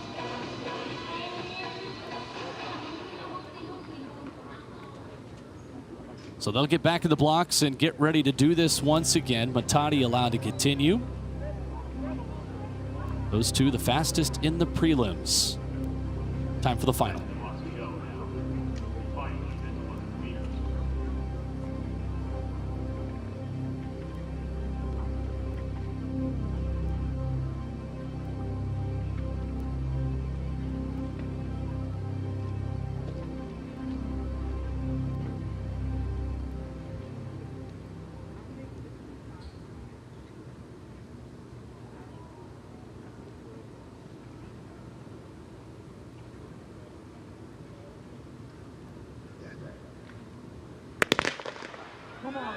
Great start, Recoy Brathwaite running in lane number 4, even through the middle part of the race. Austin trying to close, Brathwaite in 6 will win it. Or Matadi. Emmanuel Matadi, 9:91. Wind legal, a Liberian national record tonight in Gainesville. Talk about performance on demand. That is exactly what you want. A season's best, a personal best that eclipses his own national best. And after that reset, Matadi finds his stride, and he does it in spades. Look at him in the dark purple, pulling away from the rest of the field. He's being contested in this early, or in the middle of the track, I should say, but Matadi comes away comfortably with that win. Explodes out of the blocks. That's the start he was looking for. Absolute focus. He is so strong, so muscular, but so fast. Powers down, drives into the track with every stride. I believe it was Fambula who was contesting him on the inside there, but Matadi smooth across the line and is rewarded with a brand new national record. 9:91 is a career best, and the record books are rewritten tonight on Percy Beard Track in Gainesville. Emmanuel Matadi, the winner, downstairs with Grant. He said I gave him a little bit of that Grant juice at the start. Look, so he got a national record, PB, season's best. Look, I'm just gonna say barbecue, whatever else you want to put on that record. What you got for me? Nah, man, it felt good. You know, I knew Big Dog was watching, so gotta come show out. To come out here on the track with obviously not the best conditions, to get a national record, I think that just speaks volume into, you know, the training that you've been doing. So how do you feel? How you feel about going into Paris with that? I feel really good. You know, everything in training been going well. My coach D2, Darryl Woodson, he been really on it with me the past 3 weeks, just sharpening things up. And I mean, you know, it worked out and everything came together. Awesome, man. Hey, D2, BQ, TTQ, RQ, LR, R1, that's a cheat code for Emmanuel Matadi. I love it. Thank you, Grant. One of the men who will be contesting that 100. That will include, of course, America's Noah Lyles. I love, Kate, just how big that competition feels going into Paris. Big personalities and big performers that are going to be on center stage. Huge performers, and we should say 10th fastest time in the world this year. What a way to close out your pre-Olympic season. The women's triple jump is underway as our field event competitions continue as well tonight. This is Charisma Taylor, who is headed to the Paris Olympic Games, a former Tennessee Lady Vol. Just another SEC standout who is in our field tonight. Charisma Taylor starting off a field of 7 that also includes Katura Orji and Jasmine Moore, the first lady in U.S. athletics history to qualify for both the long and triple jump for the Olympic Games, where she will be with Team USA in Paris. And I love this. We're seeing, as we move to our men, so many performances by the women, so many firsts for their countries. But what a story in the form of Mr. Christian Taylor. That's got to be the story of the night here. We'll get to it closer to the end of our show here. But what a story this man has brought.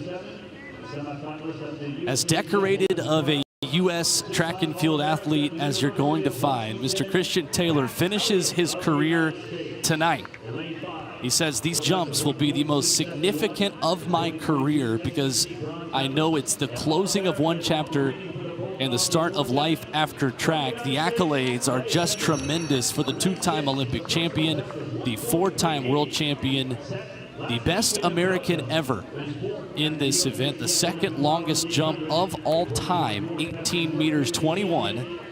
And tonight, Christian Taylor hangs up the spikes after 6 more jumps here, where it all began at Percy Beard Track. We talked about how tonight is a celebration of the return to full athletic prowess after the COVID games, and well, talk about a celebration for this man. That gives me chills to think about that quote, hanging up my spikes. This is the closing of one chapter, the opening of another.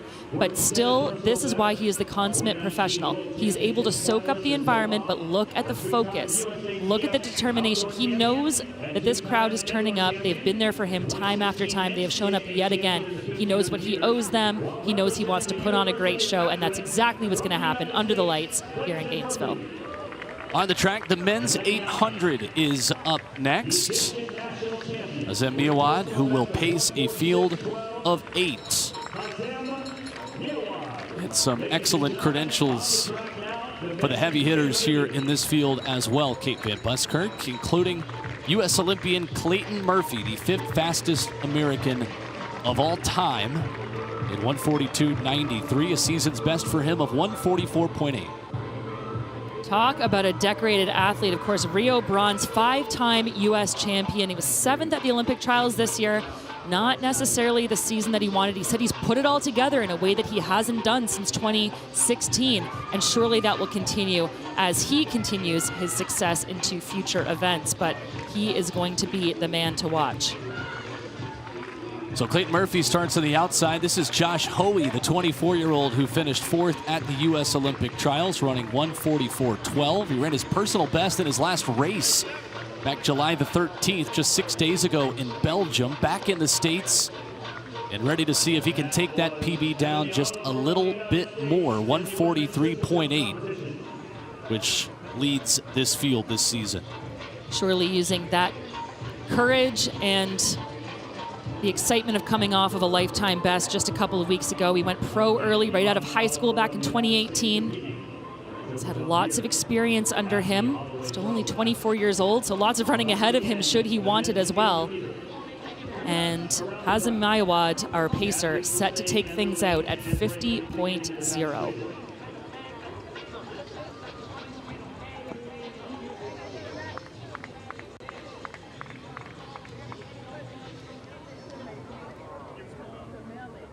Men's 800, ready to go from Percy Beard Track in Gainesville.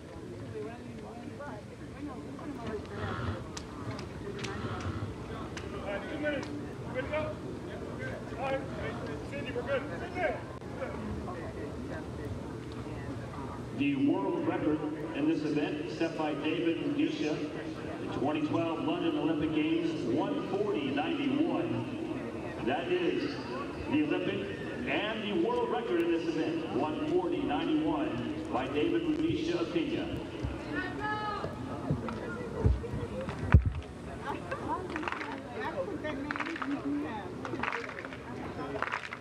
So Murphy there in the purple. Holloway in the black. And triple jump getting started. Donald Scott.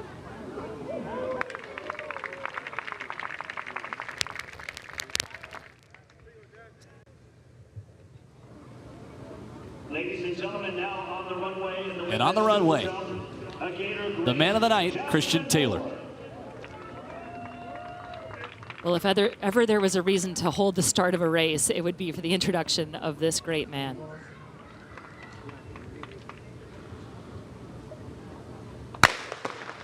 The men's 800's been on fire this summer as we gear up for the Paris Olympics. And we've got a great field here tonight, assembled in Gainesville. Clayton Murphy, Josh Holloway, 2 trips around Percy Beard Track in Gainesville, and Holloway who will take this thing out. So Maya Watt slots into the lead again, taking them out in 50 seconds. This event has been on fire. 3 of the fastest 5 times in history have been run this year. An unbelievable number of sub-142 clockings, and Holloway is on a mission. 4th of those trials, looking for some redemption here as he slots in behind our pacer. The Seattle native from University of Washington, Kaz Elliott, filing in right behind Josh Holloway, looking to make it a PB in 2 consecutive races. 50.0 was the split time given to Azem Miawad. It's pretty close to it. 49.94 officially, about as good as you could ask for, with Holloway continuing right behind him. Well, now Miawad will step off, and Holloway looking to really take things on, and he is running brimming with confidence right now. Again, coming off that lifetime best. He's a 1:43.80. But now Murphy, the seasoned veteran, making his move, patiently stalking down the backstretch, and he's in a great position heading into the final turn. Holloway, Elliott, Downs, and Murphy with 100 left under the lights in Gainesville. Can anybody push Josh Holloway, the 24-year-old, looking very strong into the final 50. Murphy will push forward, but nobody is gonna catch Josh Holloway, winner tonight in Gainesville. 1:44.22 for the man who was 4th at the U.S. Olympic Trials. Clayton Murphy follows him up in 1:45.01. 1:44.22, outside that best of 1:43.80, but man, did he do it the hard way. I know he had a pacer, but leading this race from gun to tape, that is just about the hardest way that you can run an 800. Look at the daylight between him and the field entering that final stretch. Absolutely in a class of his own. Doesn't break form, great arm action. You can see him starting to tie up just a little bit, but holds off that lactic push. Great battle developing behind him, but this was all Josh Holloway. What a way to close things out. Coming off that 4th place finish at trials, dips across the line and is rewarded with a big win here in Gainesville.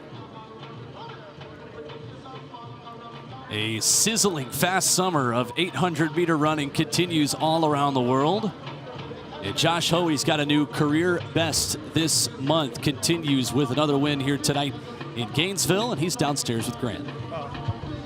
I'm sitting here with Josh. Obviously, in my opinion, this is the 2nd hardest event in track and field, the men's 800. Josh, take us through your race. Yeah, I mean, I ran well last week and just kind of wanted to come out here and take a shot. So I went out hard and kind of just held on, tried to focus on form down the home stretch.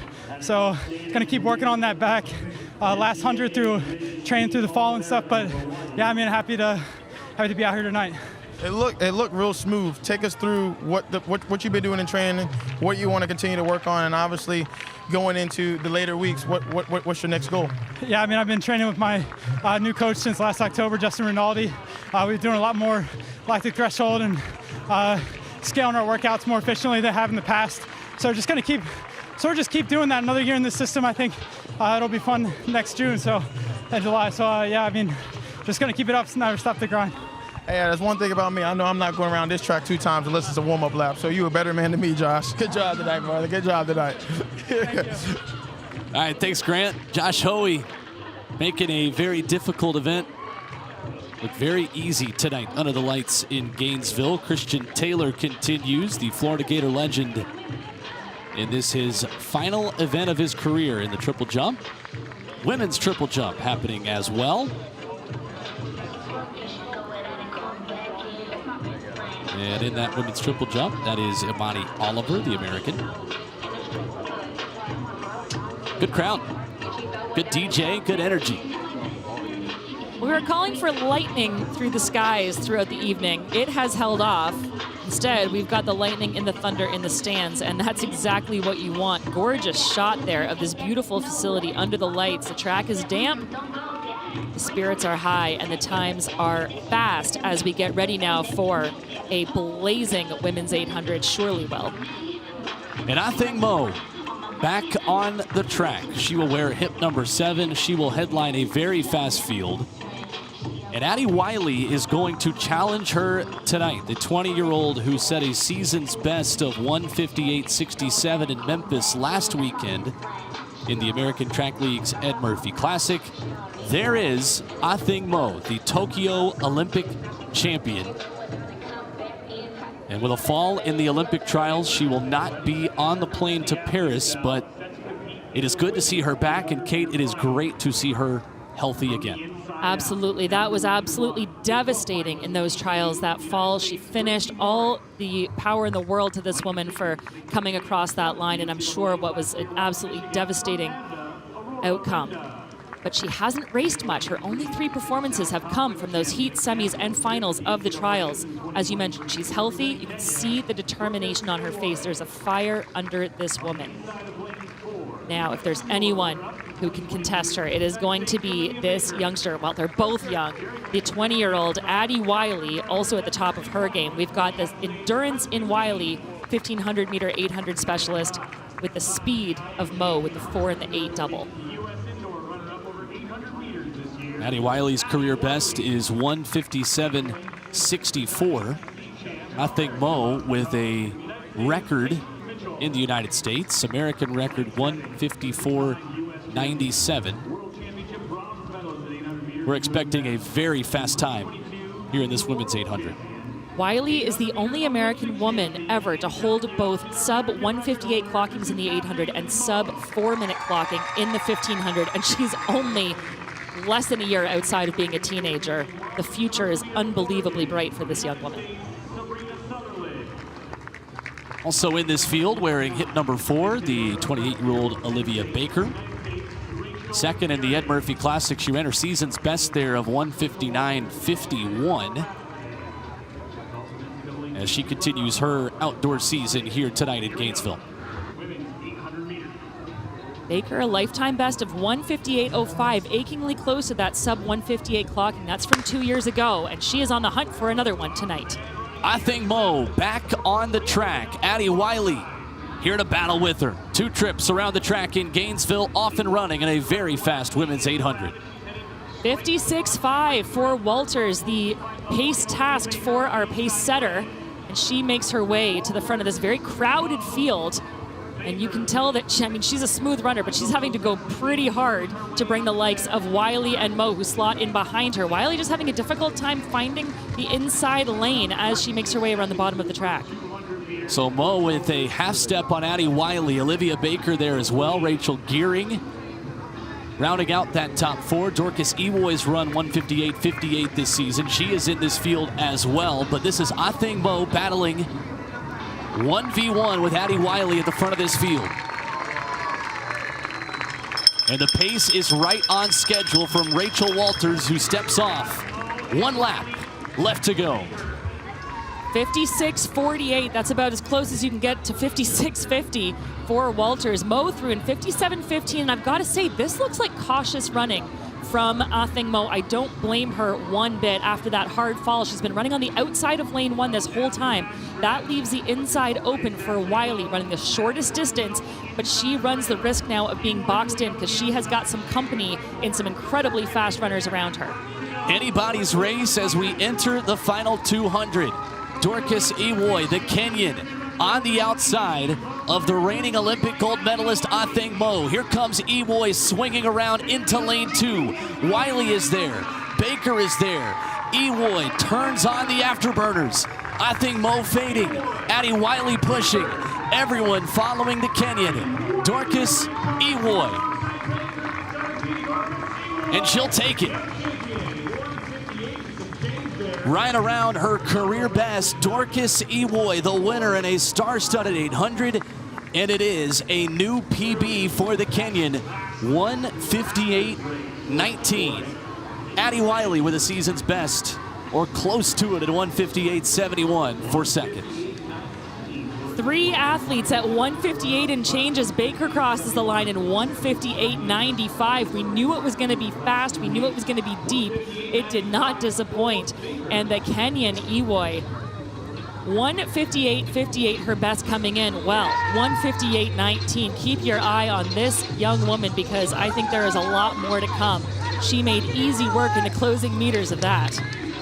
Rachel Gearing gets under 2 minutes as well for the first time. That's a huge PB, 1:59.50.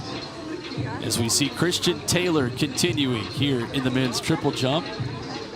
And here was his jump that took place during that women's 800. Again, the final 6 jumps of his career, the American record holder in the men's triple. Getting started in that competition. We'll continue to keep you updated as he continues. Finishing order for the women's 800. Athing Mo runs 2:29 in her first race since her fall in the Olympic trials final. She takes 5th as 4 ladies go under 2 minutes. Dorcas Ewoy, the winner, with Grant Holloway. She said it was perfect conditions. I think it's perfect time to say she has a PR. Take us through the race. How you feel? Yeah, the plan was to just go with the pack and started there. And if there was anything, the last 200, just use it all. I mean, you took down some big names in that race. Obviously, it's not rocket science. Coming into this race, did you focus more on them? Or you just came out here just wanted to run your own race plan? I didn't really focus on nobody because I trained, have worked hard, so I just came here to put it all together. And hey, worked out, not actually exactly, but you're walking out here for PR. I think that's nothing to hang your head on. Congratulations, and super proud of you. All right, Dorcas Ewoy representing the Campbell Camels.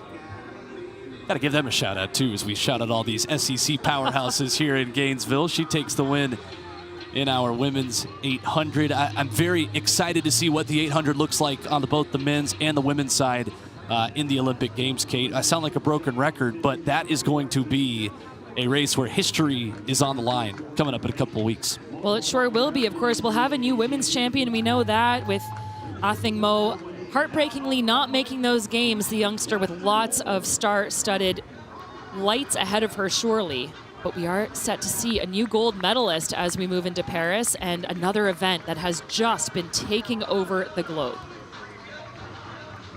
Lots more still to come tonight from Gainesville as we continue more of the Holloway Pro Classic. Men's 400s next.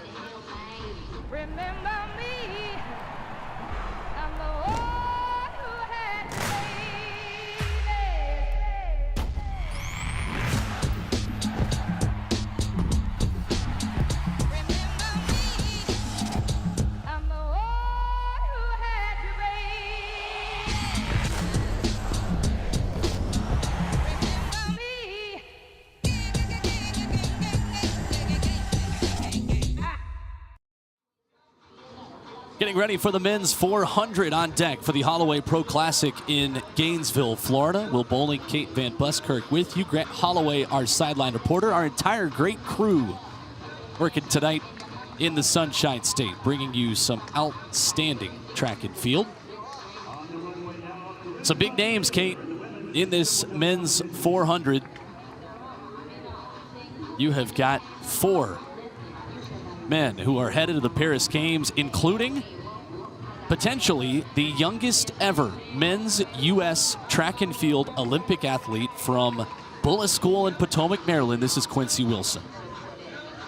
What can we not say about this youngster? He runs with the maturity of someone a decade older than him. I had the pleasure of interviewing him at the New Balance National Outdoors, where he won the championship boys 400.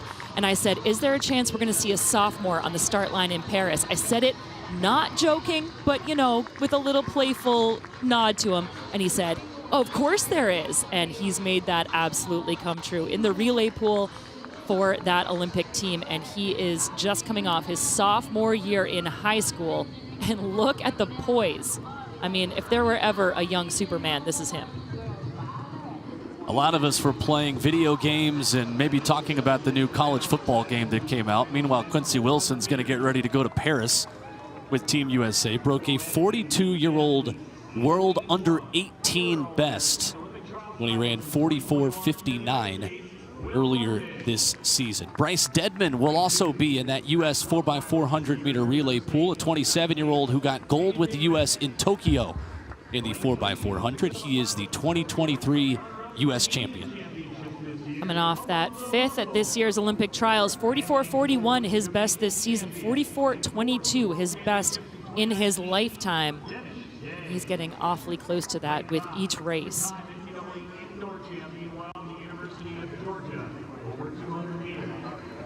So Dedmon and Wilson will get 2 runs side by side. And Matthew Boling will be in lane number 5 here in this field. The Georgia Bulldog, Texas-born sprinter who was a 2-time NCAA champion, picking up gold medals with the U.S. relay squads in Budapest, running the opening round of the 4x4. He was 8th at the Olympic trials in the men's 400, an event that included the now world leader, Quincy Hall, 25-year-old who comes in as the favorite into the Paris Olympic Games at 400 meters, 43.80. Another event where Team USA hopes to hear its national anthem played when the dust settles over 400 meters. We'll talk about an embarrassment of riches. This relay pool certainly has that in spades. That is a great problem to have, a great situation to find yourself in if you are the head coach of this squad. And there is the focus of, and it's hard to say this, but the veteran Bryce Dedmon at only 27 years old, the youngster Wilson to his inside. 400-meter hurdle Olympian Trevor Bassett working on his speed on the outside in lane 9 here as well, a 2-time world champ with U.S. 4x4s. We're ready to go in the men's 400.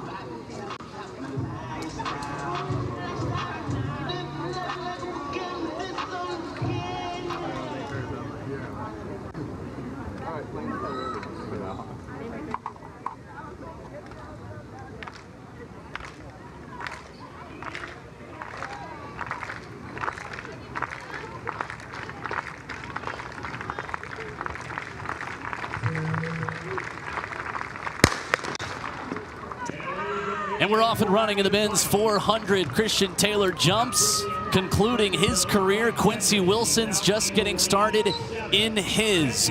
And Bryce Dedmon has the early lead on the youngster out there in 7. Dedmon making easy work of this first 200. Look at the advantage he has. 4th fastest time in the country this year, and this is exactly why, but never count out the youngster on his inside, because here comes Wilson. Boling making a move as well.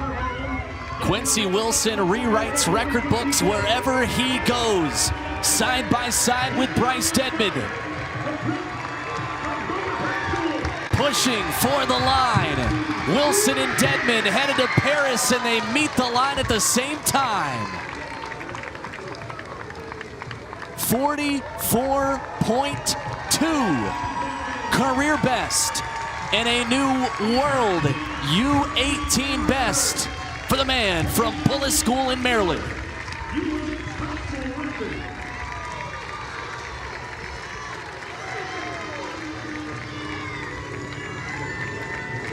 Ladies and gentlemen, it's the summer of Quincy Wilson.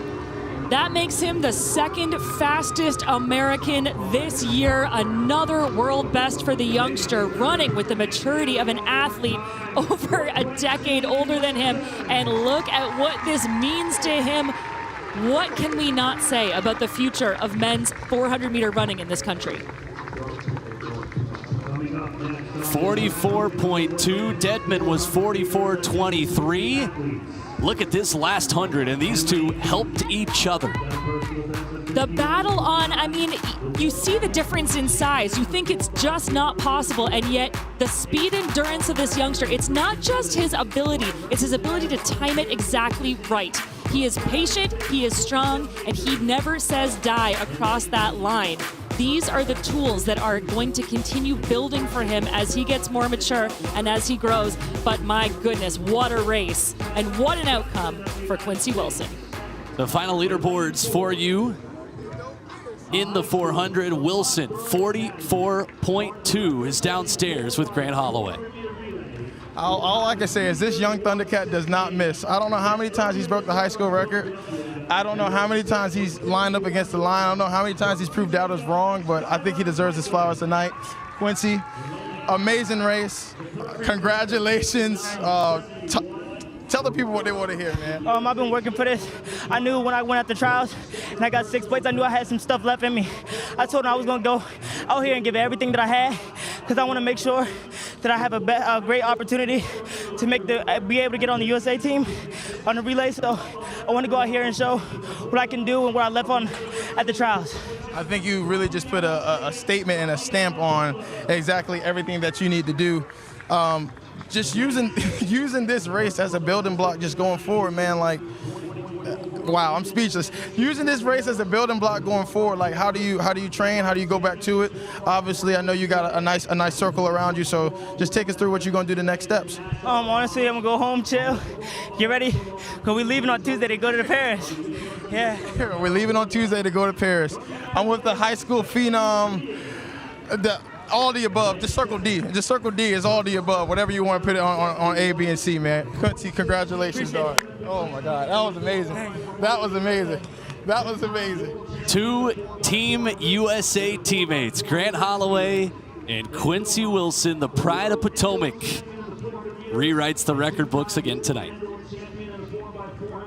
And you know what, Will? What gets me most excited about this athlete is that he is complete professional while he's on the track. Look at the focus, look at the drive. He is striving. There's still a fire under him. And yet he crosses that line, and you saw the interview he just gave. That kid is full of joy, and that combination is deadly. That Bullis School, amazing out of Potomac, Maryland, and it's just going to continue. Future is bright for Quincy Wilson. Well, we've still got a world record holder that's going to run tonight, Kate, and I do not envy anyone who's going to have to top that. These women's 400-meter runners are going to try, and tell you what, we have got an outstanding phenom in lane 5 here in this field as well, with the Georgia Bulldogs G on her chest. This is Aaliyah Butler, the U.S. runner-up at 400 meters, making her first Olympic team. You'll also see her in the 4x4, running in lane 5 right here tonight. A personal best earlier this season of 49.71. And that 49.71 makes her the only sub-50-second performer of this field. Also only 20 years old, and yet somehow that also feels a little veteran after what we just saw. It's unbelievable, the young talent brimming here. A great time to be an American at 400 meters. Women's 400 next.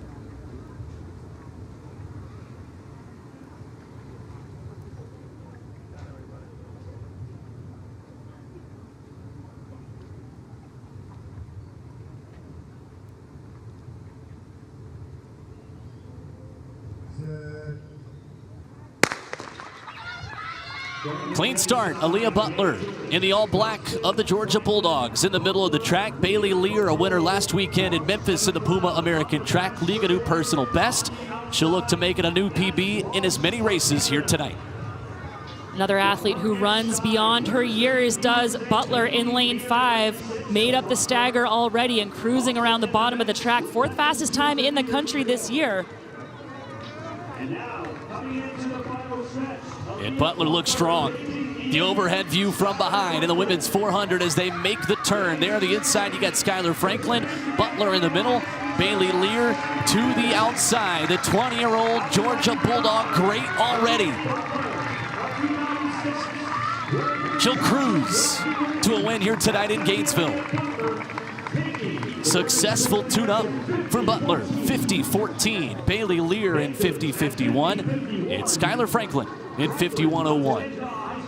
Well, you've got to think that she came in with something to prove. Didn't even make the final of that NCAA championships, running 51-64 in the semifinal. Was a disappointment and has turned that around, making diamonds out of the pressure that she's been handed. And my goodness, does she do it well.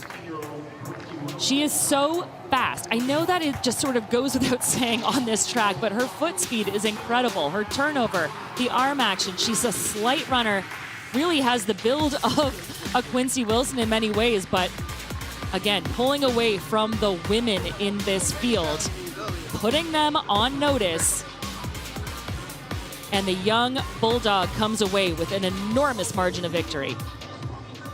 Finishing order here in the women's 400, Butler, Lear, and Franklin, your top three. We've had LSU Tigers, we've had Florida Gators talk to Grant Holloway. Well, now we have got a Georgia Bulldog in Aaliyah Butler, the 20-year-old who is headed to Paris. She was first to the line tonight. And in the women's 400, she is your winner downstairs with Grant. We got a Georgia Bulldog. I don't know what our overall record is to Georgia, but last year we lost. So, Aaliyah, take us through this race. You know, I just wanted to get out really fast and work on my start, and then try to come out the 300 mark in first place and finish hard, because going to the Olympics is all or nothing. It's definitely going to be all or nothing. Just like my knees earlier, someone took me out. That's why I'm on one knee like this.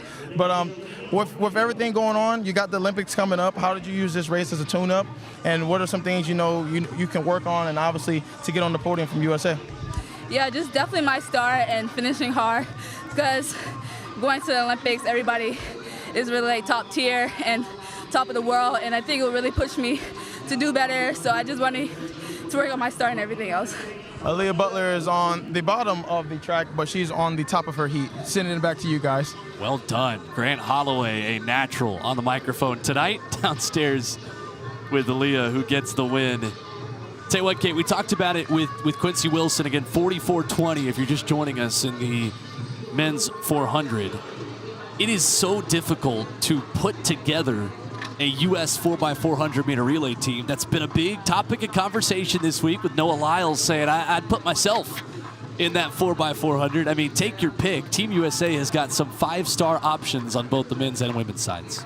5, 6, 7, 10-star options. It doesn't end as we move back to the triple jump runway.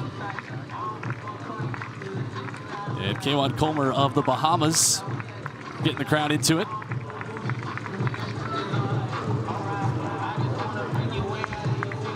Again, Donald Scott and Russ Robinson, two Paris-bound triple jumpers in this field. That includes the American record holder, Christian Taylor. We follow this competition closely as he makes his final 6 jumps of his very decorated career.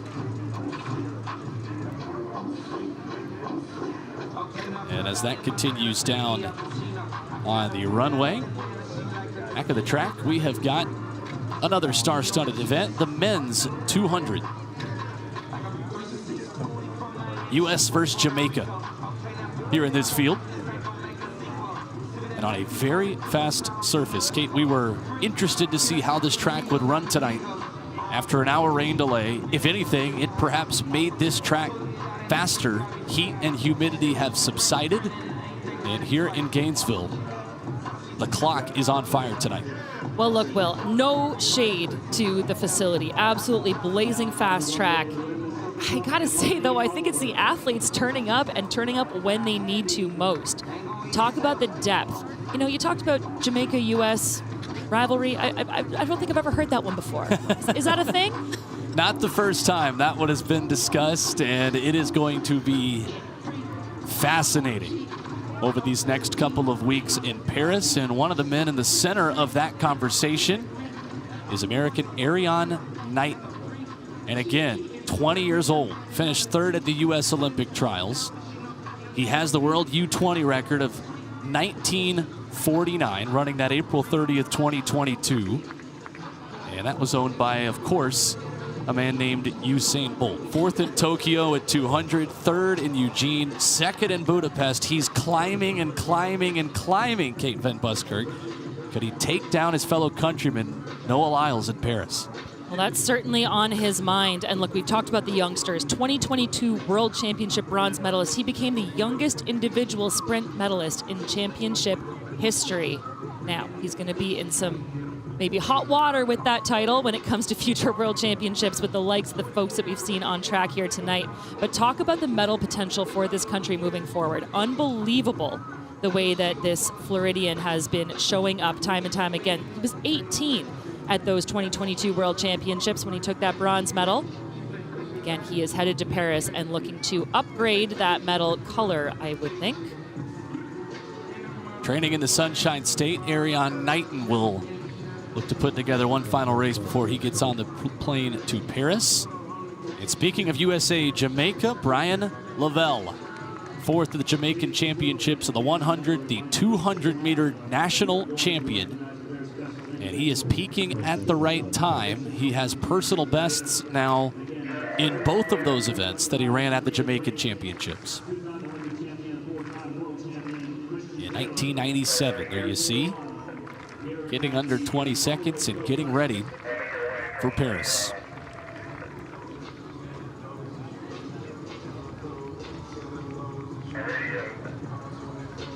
So you can't miss him right there in the middle of the track, that snazzy pink Puma kit.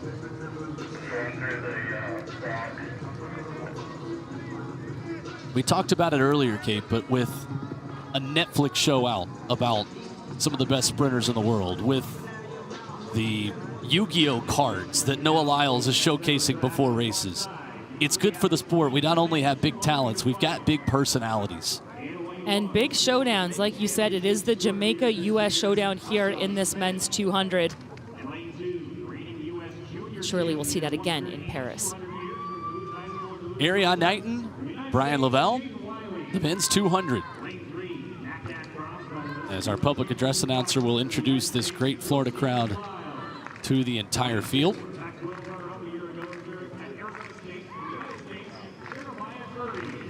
Back over in the women's triple jump. We continue with Imani Oliver, the American.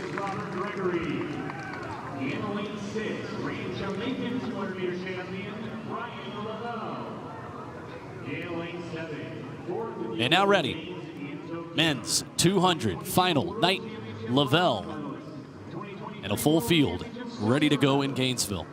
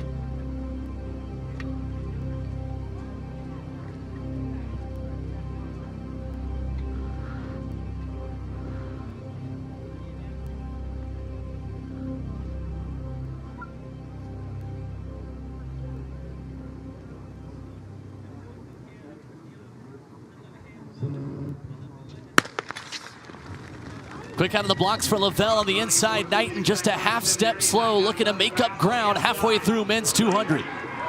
Arion Knighton there in the yellow in lane number 7. Now into the lead. How fast can he go? Tuning up for Paris. Arion Knighton in good form, lightning fast to the line. 1992, Arion Knighton takes the win tonight in Gainesville. Wasn't his best start, but ultimately a good final tune-up before he takes the plane to Paris.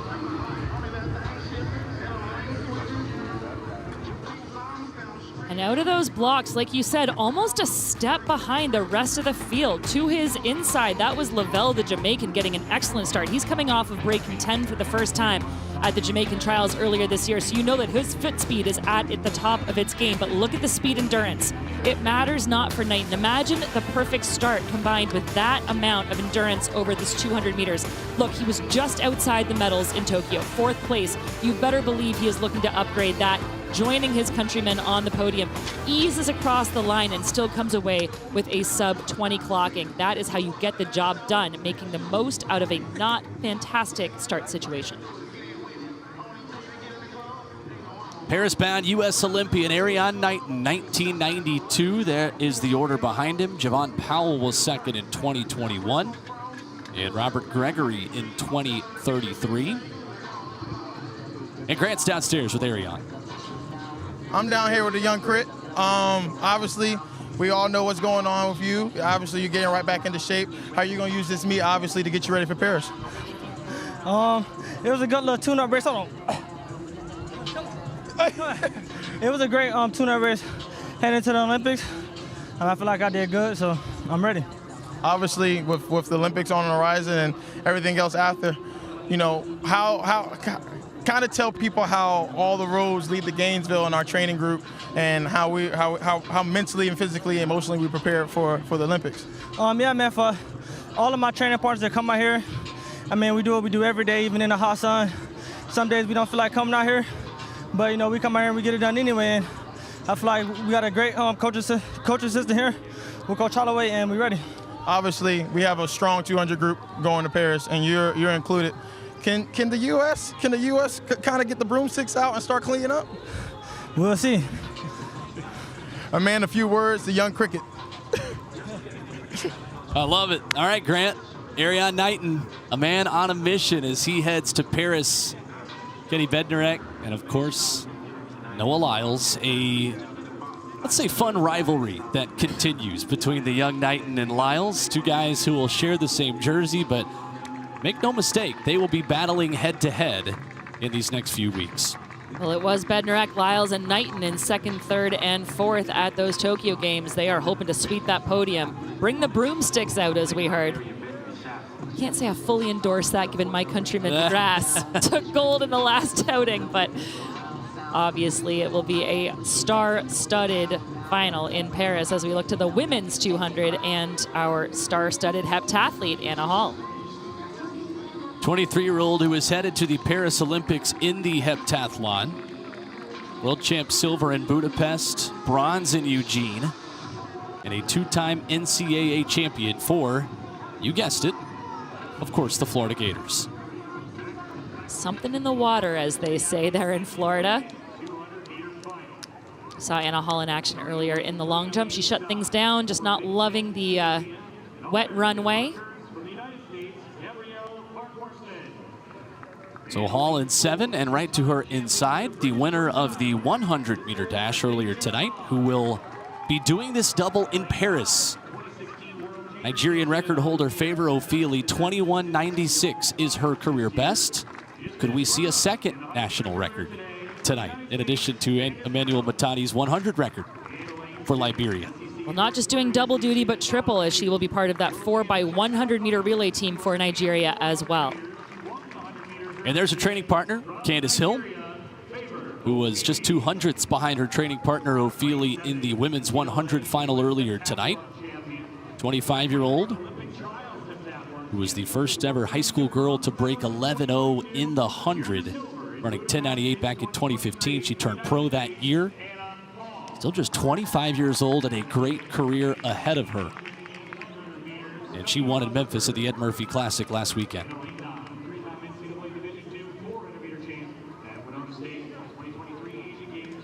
So Hill, Ofili, and Hall coming back for double duty. Hill and Ofili from the 100, Hall from the long jump.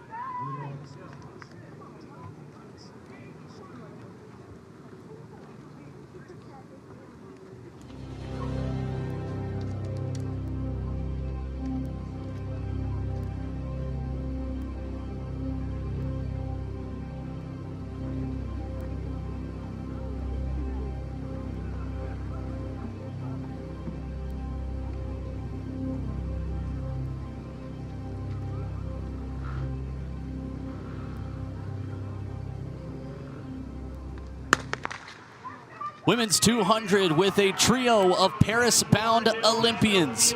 Off and running, and look at Favor Ofili go. Her training partner, Candace Hill, right to the inside. Adeja Hodge, the 18-year-old, is there on the inside. Ofili looking to make it a double victory tonight in Gainesville, and she will. 22-36, slight headwind for Ofili, who takes it. And it's Ofili and Hill 1 and 2 once more. 22-62, and Adeja Hodge, the 18-year-old, who will be the youngest of the 200 at the Paris Olympics. She runs 22-66. That's a new season's best. Well, that slight headwind certainly making up for the fact that Favor Ofili ran within 0.03 of a second of her season's best and did it in dominant fashion. Again, such fast footwork. She just sort of prances over the track. There's no other way to put it. Hodge giving good chase on the inside. The haven't given her flowers yet. The 18-year-old, as you mentioned, a product of that Mount Verde Academy in Florida.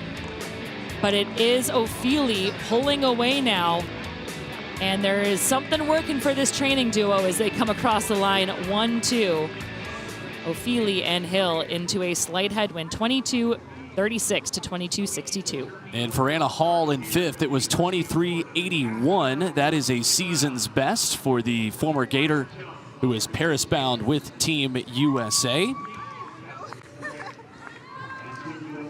That's your women's 200. Here tonight from Percy Beard Track in Gainesville.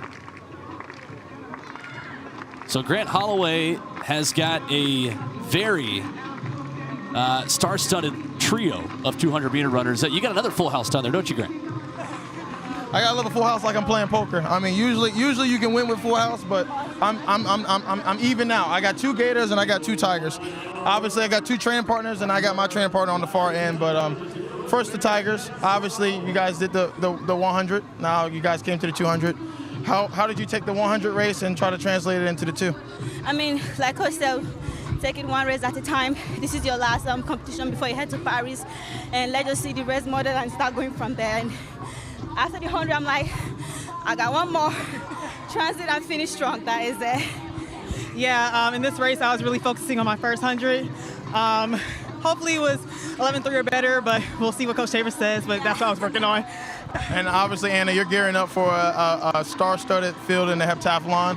How are you using the 200, obviously, to prepare yourself for Paris? Yeah, I was just trying to get another race on my legs before I head off to Paris and looking for a season's best. I got a small one. I was hoping to run a bit faster, but progress is progress, so I'm happy with the day. Obviously, we're all going to be in Paris, so I can't wait, and congratulations to you guys. Thank you so much. All right, thank you, Grant. That is an excellent trio, and of course the Gator Chomp there from Anna Hall as the women's 200 leads us to a big finish here in our Holloway Pro Classic. We've got finals of the hurdles, the men's 110 hurdles and the women's 110 hurdles, and look at all those championships that have been won by teams that train and compete right here in Gainesville. I'm sorry, did you say champion chomps? Because that's what I... Well done. Very well done. 15 of them, 14 of them coached by the legendary Mike Holloway, the namesake of tonight's Holloway Pro Classic. Back down to the field, the triple jump here continues. And again, Imani Oliver. There you see Katura Orji, the 10-time U.S. champ, waiting in the wings and watching on as Oliver takes the runway.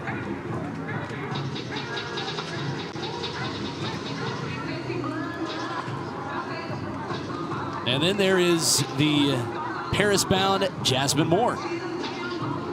7-time NCAA champion for Florida after starting her career at Georgia. And looking forward to seeing what she can do in Paris.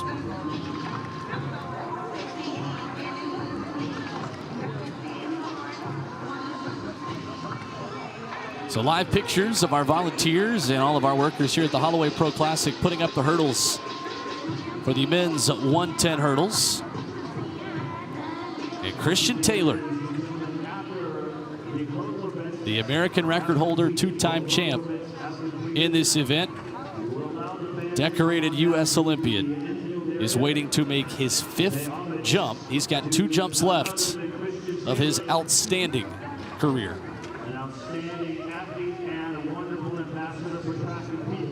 And we hear our PA announcer talking about a wonderful ambassador for track and field. That he is indeed. This man is so consistent, and I'm not just talking about his performances. He's consistent in his personality and his love of the sport, his mentorship of others. You see Scott there taking another jump, the rings around his neck as well. Just having a little bit of a word with the sand pit there. But these men know that they are in the presence of greatness, and what a way for the King to go out tonight. Where it all started. Talked about the closing of one chapter and the opening of another. That is powerful stuff. And this is going to be the penultimate jump of his lifetime for Mr. Taylor. Tell that he is just never-endingly focused on the task at hand, making sure that he turns up every single time to the very end. That's how you get it done, sir.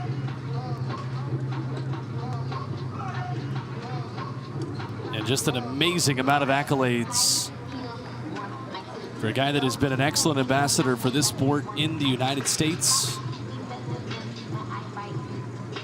He represented the U.S. so well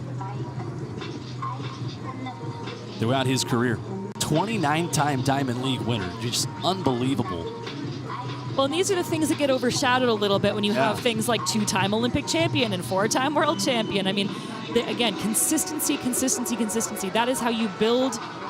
Talk about technicality, working through every little change that he makes in his training, in his competition, showing up consistently every time to make sure that he is at his best, and this is no exception. Under the lights here in Gainesville. Said coming into the competition, these 6 jumps will be the most significant of my career because I know it's the closing of one chapter and the start of life after track. Certainly challenging to turn off that competitive mindset. Once it's done, here's Christian Taylor for the penultimate time.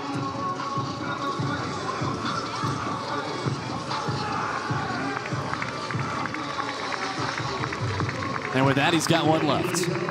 You know, I talked about Quincy Wilson finding the joy and finding that joy through tension, that flow through tension. This man has exemplified that time and time again. You see him smiling after every jump. The crowd goes wild after every time he takes to this pit.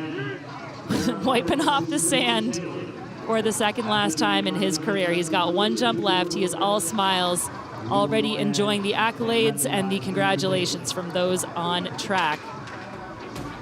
Look at that speed. Unbelievable combination of speed, power, and finesse for King Taylor.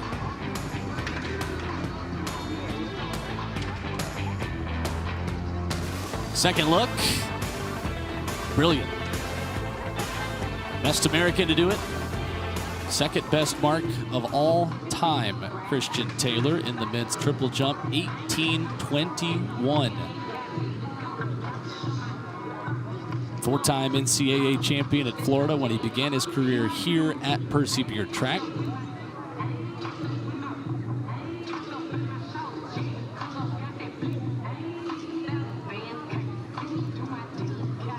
So Chris Bernard will begin the 6th and final round of jumps. These men's triple jumpers, each jumping 6 times in the same order. They did not reshuffle the deck after 3.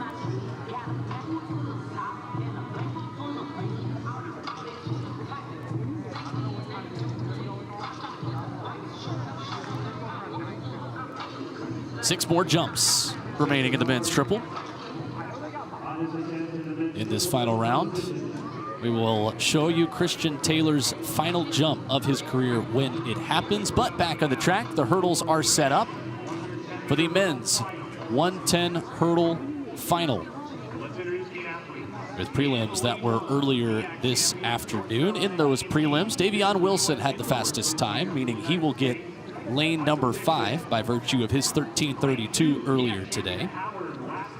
And Eric Edwards Jr. won heat number 2. There was a significant amount of wind for the runners in heat 1. 1.7 the reading there. 0.3 was the reading for Edwards when he won his heat.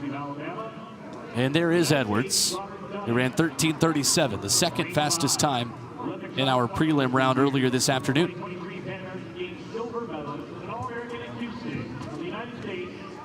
24-year-old who ran the U.S. Olympic Trials semifinals, 13:38 into a headwind last week in Memphis.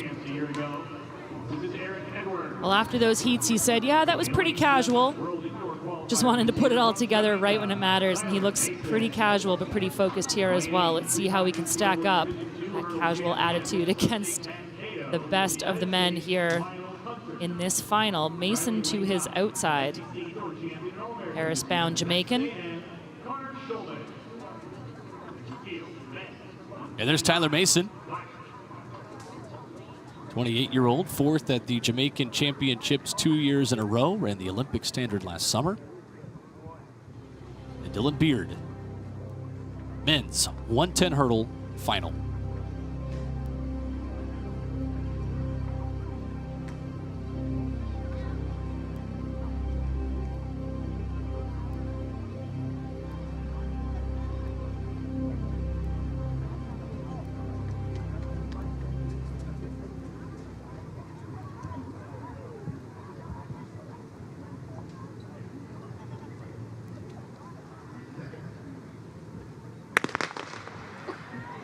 Eric Edwards Jr. very quick out of the blocks here in the final of the men's 110 hurdles with a half a step. Wilson to his inside. Mason to his outside. Eric Edwards Jr. Can he close fast as it looks like he can? 13.3. Eric Edwards Jr. with a new season's best tonight in Gainesville. And a win legal one at that. That is a 100th of a second improvement on his mark from earlier this year. And that is almost 10th ahead of Miles Hunter, who crosses the line for second in 13:39. Casual work indeed for Edwards Jr. Powers out of the blocks. You talked about how fast he is over that first hurdle. He is in tandem with the best. He's got some contest to his inside. But quick work over those first few barriers and then just continues to pull away. Quick between the marks as well, and that is going to get him across the line first in that new season's best. That's exactly where you want to be at this point in the season. Not much wind to speak of, only 0.5 meters per second pushing him. And he's got a clear win here in Gainesville. 13:30 to Hunter, 13:39. Dylan Beard, Robert Dunning, and Connor Schulman rounded out your top five. And Grant's downstairs with Eric. He said it was real casual the first round, and it's still casual here on the second round. Eric, congrats on the final. Take us through that race. Start was way better than the first round. A little bit in the between. I don't like to make excuses, but I felt a little slip, a little of that on the wet track, but we was able to keep our balance, keep composure, finish, execute, made it happen. Obviously, with a wet track, no hurler ever wants to do that. I can speak for all hurlers, but even running that time here on these type of conditions, does that boost your confidence, obviously, going forward? Personally, I've been kind of stuck this year. Not really sure what the stuckness has really been. We're still trying to figure that out, but I've been like real consistent in 13.3s, like from April in China to July 19th. So we'll take it. We'll take it. Consistency always leads to greatness, brother. Congratulations. Absolutely. And with that, boy, Coach O said, go Tigers. Yeah. Hey, I'll throw it up one more time for everybody. Throw it up one more time. Grant has no idea the internet has already taken that and run with it. You know, I got to say, if you're stuck in the 13.3s, that's not a bad place to be. That being said, he looks like he's getting unstuck with every take to the track. Congratulations. Big win there for Eric Edwards Jr.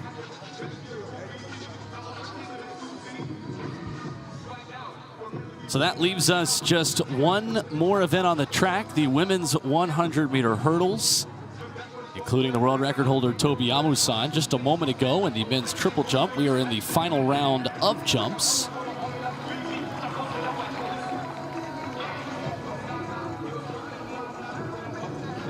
There is Kewan Colmer. So Olympians Donald Scott, Russ Robinson still to come. Christian Taylor will take his final jump after the women's 100 hurdles. So we will bring that to you live as it happens.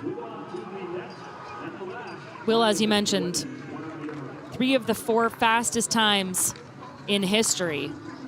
And if anyone can follow this race, I was going to say I wouldn't want to be the performer coming after this final. If anyone can do it, it is Christian Taylor. So an absolute thrill for the audience on site and for everyone watching as well, for us here in the booth. What a way to close out a night of performances where the weather has held off for our athletes, and we are 1 week away from the start of the Paris Olympics. There you see Grace Stark, personal best of 12:31. In this field, we'll have side by side the 2 fastest ever to run this event. Well, and you've got to say, Grace Stark, 12th fastest hurdler of all time. Now, that in most fields would be the story. But to say that you're 12th and that is not the story here is really something to say about the depth. And the world record holder, Toby Amusan, who was not thrilled with her prelim round. She makes the final. She runs in lane 6 right next to Grace Stark, who had that best mark in the prelim round. But talking to Grant Holloway after that prelim race, she made it sound like, Kate, that she's got a lot to fix here. Well, she said it. You know, it's final after final after final. This is why she is the world record holder. That being said, the gold medal at those Tokyo Games fell out of her reach, as did actually every medal. 4th there. She is looking to make good on her promise to improve on that going into Paris. But that is what a true professional does. This was not a semifinal. This was a final. Every time I step to the line, knowing the depth of the field and the depth in the world right now, I need to step it up because there is always someone waiting in the wings to take my place.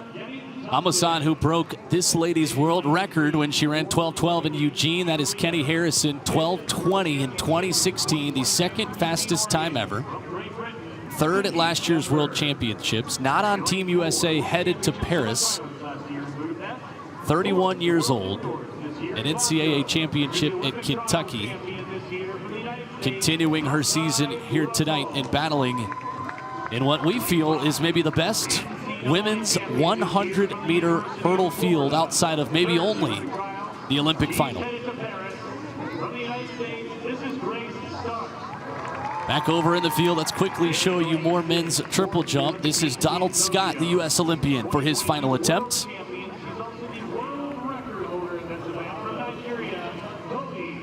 And a good finish to his competition tonight. Donald Scott, big deep breath. He will get on the plane to Paris next with Team USA. The Olympic silver medalist from Tokyo, the indoor world champion in 2018, is our American record holder. But taking center stage, the women's 100-meter hurdles. 3 of the 4 fastest of all time. The 2 fastest Americans ever. And the world record holder, Toby Amusan, in lane 6. Final gun of the night, and a big one. Women's 100 hurdle final.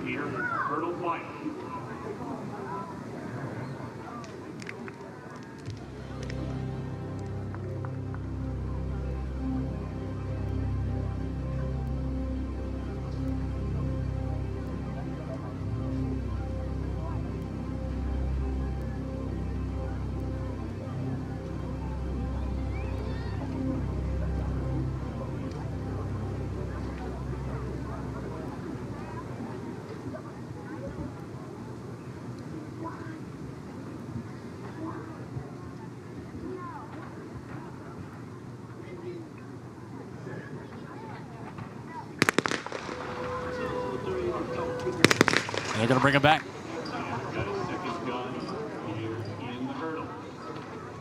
As the tension builds.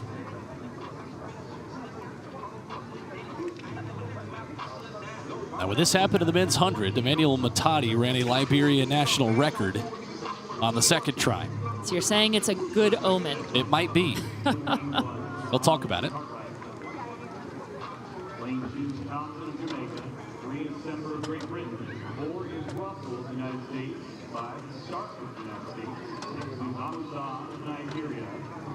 And a yellow flag. And a shot there of Russell, who we should never count out. Fastest in the world this year, 4th fastest hurdler of all time. 12:25 at those U.S. trials. That is the best mark in the world in 2024.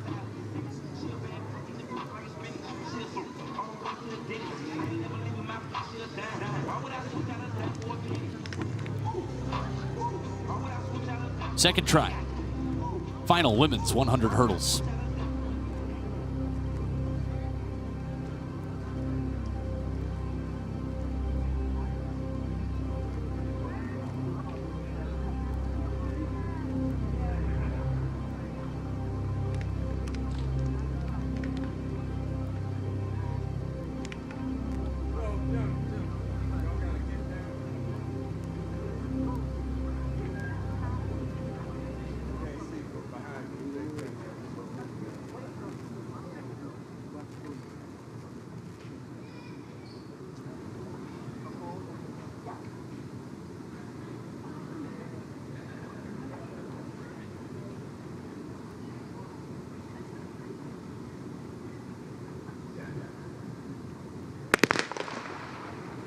Clean start this time and an even start on the women's 100-meter hurdles. Masai Russell and Grace Stark side by side in the middle of the track. Stark with a half step. There the inside, Tanisha Cartwright. Stark, Amusan on the outside and close at the finish.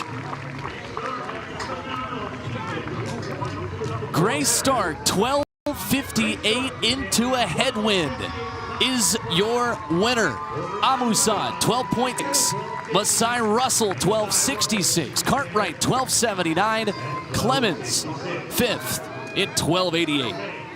Well, we said she is the 12th fastest hurdler of all time. That time, not her best, but as you said, into a headwind. The 23-year-old 2024 NCAA champion for Florida got a fantastic start. So too did Cartwright on the inside. In fact, she might have had the best start of the field. Leads through halfway, and then look at Stark powering towards the line. Great push late by Amusan, left it too late. And Stark takes victory, 3rd at those U.S. trials in a personal best of 12:31. Well, she is making up for it here in the final event on the track in Gainesville. What a run by Grace Stark. 12:58 minus 1.7. The wind in her face. That has not been the case all night. Unfortunate it was on the final gun of the night, but Stark beats the star-studded field to win here in Gainesville. And now all eyes turn to Christian Taylor, the American record holder. You can see it start to set in on his face. This is one last jump in his career. And this is so interesting because he has had 5 jumps where he's had to maintain composure. He knows it's the end, but he's had to put those emotions aside. They're inviting the fans down, I love this, down to cloak him, to put a tunnel around him and give him his flowers. What flowers he is owed. And the fans will make their way down to the runway. I love this. This is the conclusion of the Holloway Pro Classic, and it's starting to get real for Christian Taylor. And you know, this is where he can really enjoy it. He's going to be surrounded by the people that got it all started for him. Final jump of the night for Mr. Taylor. Final jump of a nearly unblemished career. And what a legacy he has left for the rest of these jumpers and the rest of Team USA.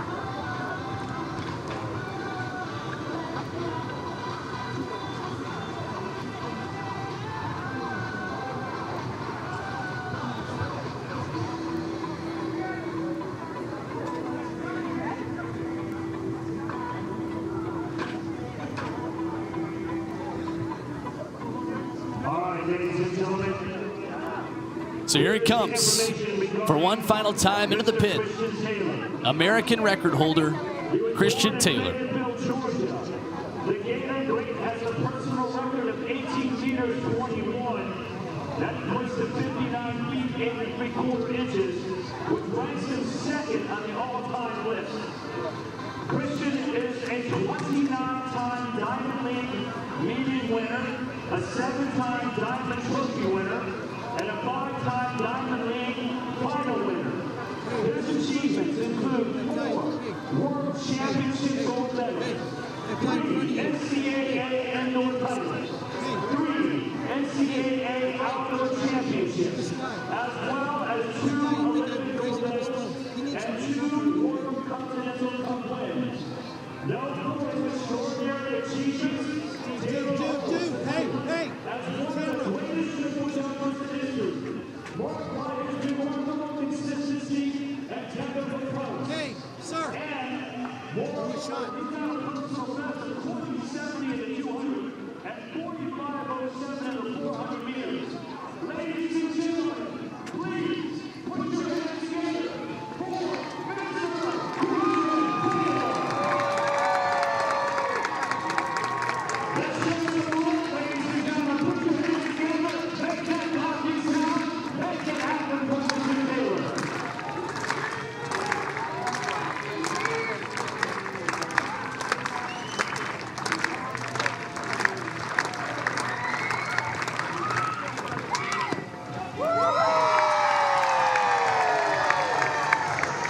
made. A decorated U.S. Olympian goes out at home. They called him a Gator great. They called it honoring a legend. From one legend to another. Congratulations on a stellar career, sir.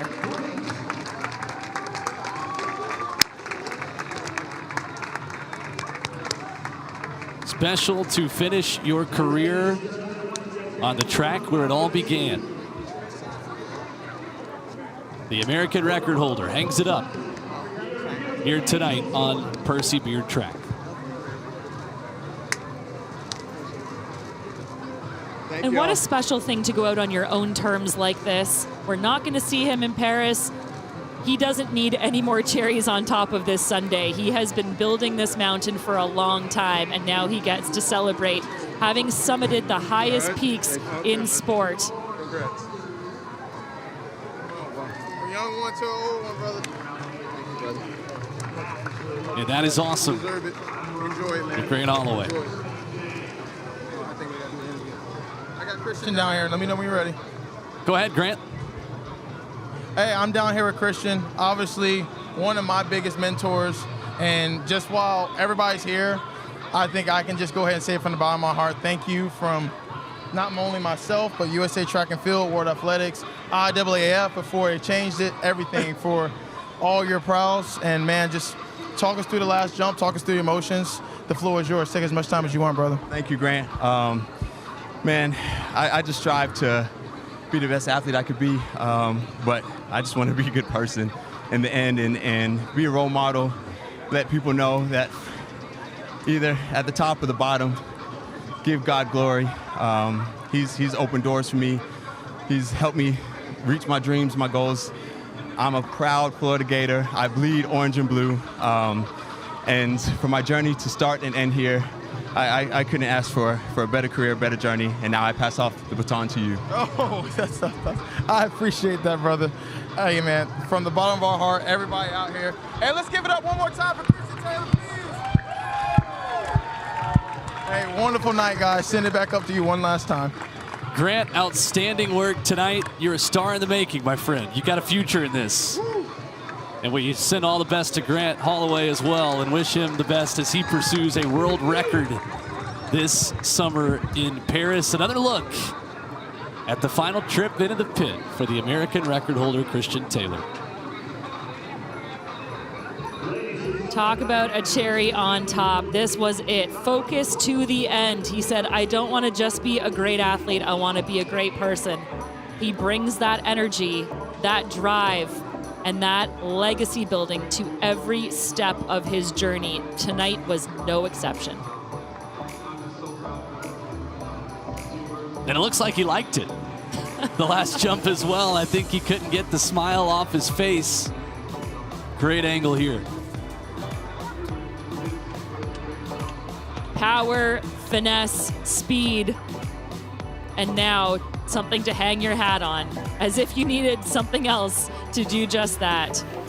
Christian Taylor goes out once again in style.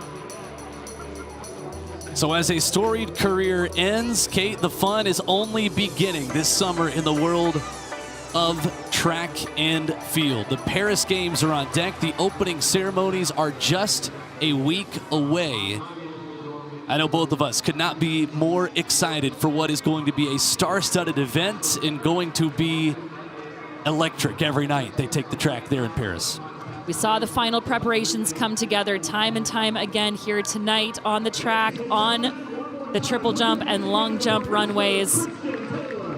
And now again,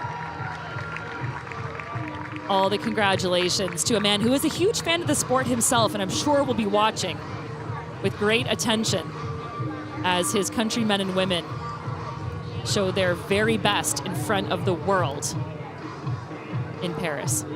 So tonight, as we close the book on Christian Taylor's career, we are just starting to put pen to paper and tell the story of Quincy Wilson. The big story tonight, the world U18 best, 44.2 in the 400. And a lot of fun still to be had for each of these men and women headed to Paris as they continue their seasons here this summer. So again, we just had an outstanding hurdles race in a star-studded field. Again, a reminder, this was Grace Stark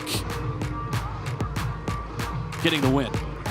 Pulling away from a field that could not be deeper behind her and leaving them in her wake. She had good challenge by the world record holder right at the end. Holds on for the win, though. Class of the field is Grace Stark, 12th fastest hurdler of all time, and she is down with Grant.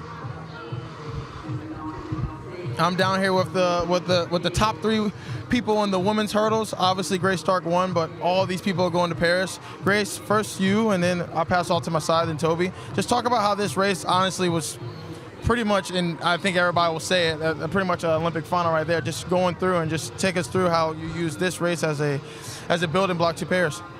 Yeah, I'm so blessed to be at home. You know, it was a good tune-up meet, and I like being at home. It's such a confidence booster being here, and I'm very prideful in this track, so it was great to get the win today. It was super exciting to be against all these girls. You know, a lot of these girls will be in the finals in Paris, so I'm blessed to be able to go against them. Asai? For me, it's always an honor to line up with literally the best hurdlers in the world. So, you know, I'm just using this meet as a tune-up as well, and just, you know, fixing the little things, go back, look and see what I could fix and work on, and then turn it up in Paris. Toby's jigging out right now. Go ahead, Toby. All thanks to God. I mean, another healthy finish. We had a fast first round, and then this part I'm like, what on? But I mean, okay, I was like, God, where's the second hurdles? I was searching for it, but I mean, you know, second place finish. We always want to win, but I mean, Grace did an amazing job beating my ass today, and you know, I'm working on my style. My finish is great, so I mean, just excited. Well, ladies, congratulations. Obviously, we're all being. Oh, Christian Taylor's popping champagne. All right, obviously, we'll all be in Paris, but congratulations, and I'll see you guys soon. Thank you. Sending it back up to you guys. All right, Grant, before we let you go, first of all, how do you like being a sideline reporter? Did you have fun tonight? I need to find a damn chair next time. Fair enough. Hey, update people. How are you feeling? How excited are you? Obviously, big expectations. You mentioned it earlier. Toby's got a world record, and you're chasing one of your own coming up here. Obviously, yeah, this meet, it exceeded all expectations. Although we were an hour delayed, between cheat codes, between Christian Taylor, and between the women's hurdles, I think this meet definitely ranks #1 on the Diamond League list. So next time everything comes together, guys, just think about Gainesville. But it's just one of the things, man, like, it's track and field is evolving. It's a beautiful sport. And I'll be the first to say that I am truly a track and field fan. So not only am I a hurdler, but I am a track and field fan. And, you know, to watch this meet sideline, this is my first time. First of all, I just want to say thank you to you guys for trusting me. And thank you for everybody. If you stayed this long, thank you for watching. Obviously, you know, I'm getting ready to go to Paris. So this is not what you guys wanted to see, but it's what we all wanted to see. So I appreciate you guys. And like I said, I can't wait to do this again. Just remind me next time to find a damn chair, because I'm standing on my feet. My calves are cramping like I'm crushing on a girl right now. Grant, if we learned anything, it's that the wait is well worth it with that rain delay. Let me tell you, the wait will be worth it when we see you in Paris, my friend. Well done tonight. I appreciate it, guys. Thank you guys so much. Have a good night. All right, best of luck. Grant Holloway off to Paris now as well, and an A+ job tonight. Absolutely. He is an absolute natural. And speaking of naturals, there's, I don't know if that's second, third, fourth, 10th bottle of champagne, doesn't matter. Christian can have as many as he wants. He didn't, you know, the rain held off. Why not make it rain with champagne? What a night here in Gainesville at the Holloway Pro Classic. Thank you to everyone who joined us, and thank you to Grant Holloway again, crushing it tonight in his debut as a sideline reporter. We wish him all the best as he goes to Paris. And Kate, it's here, week away, opening ceremony time. Hard to believe, super exciting, and I couldn't think of a better way to send off the American athletes, our internationals, everyone en route across the pond, as they say. Will, what a night it's been. We had 14 members of the Paris-bound Team USA tonight. We wish them and all of the Olympians tonight the best of luck as they make their way to Paris And we appreciate you for joining us for the Puma American Track League. Another great season is in the books, but the summer of track and field, it is only beginning. Thank you to Christian Taylor. Thank you to Quincy Wilson for the fireworks. And thank you. We'll see you next summer. But the track and field, it continues next week. For the final time, for Grant Holloway, Kate Van Buskirk, our entire crew, I'm Will Boling. Good night from Gainesville.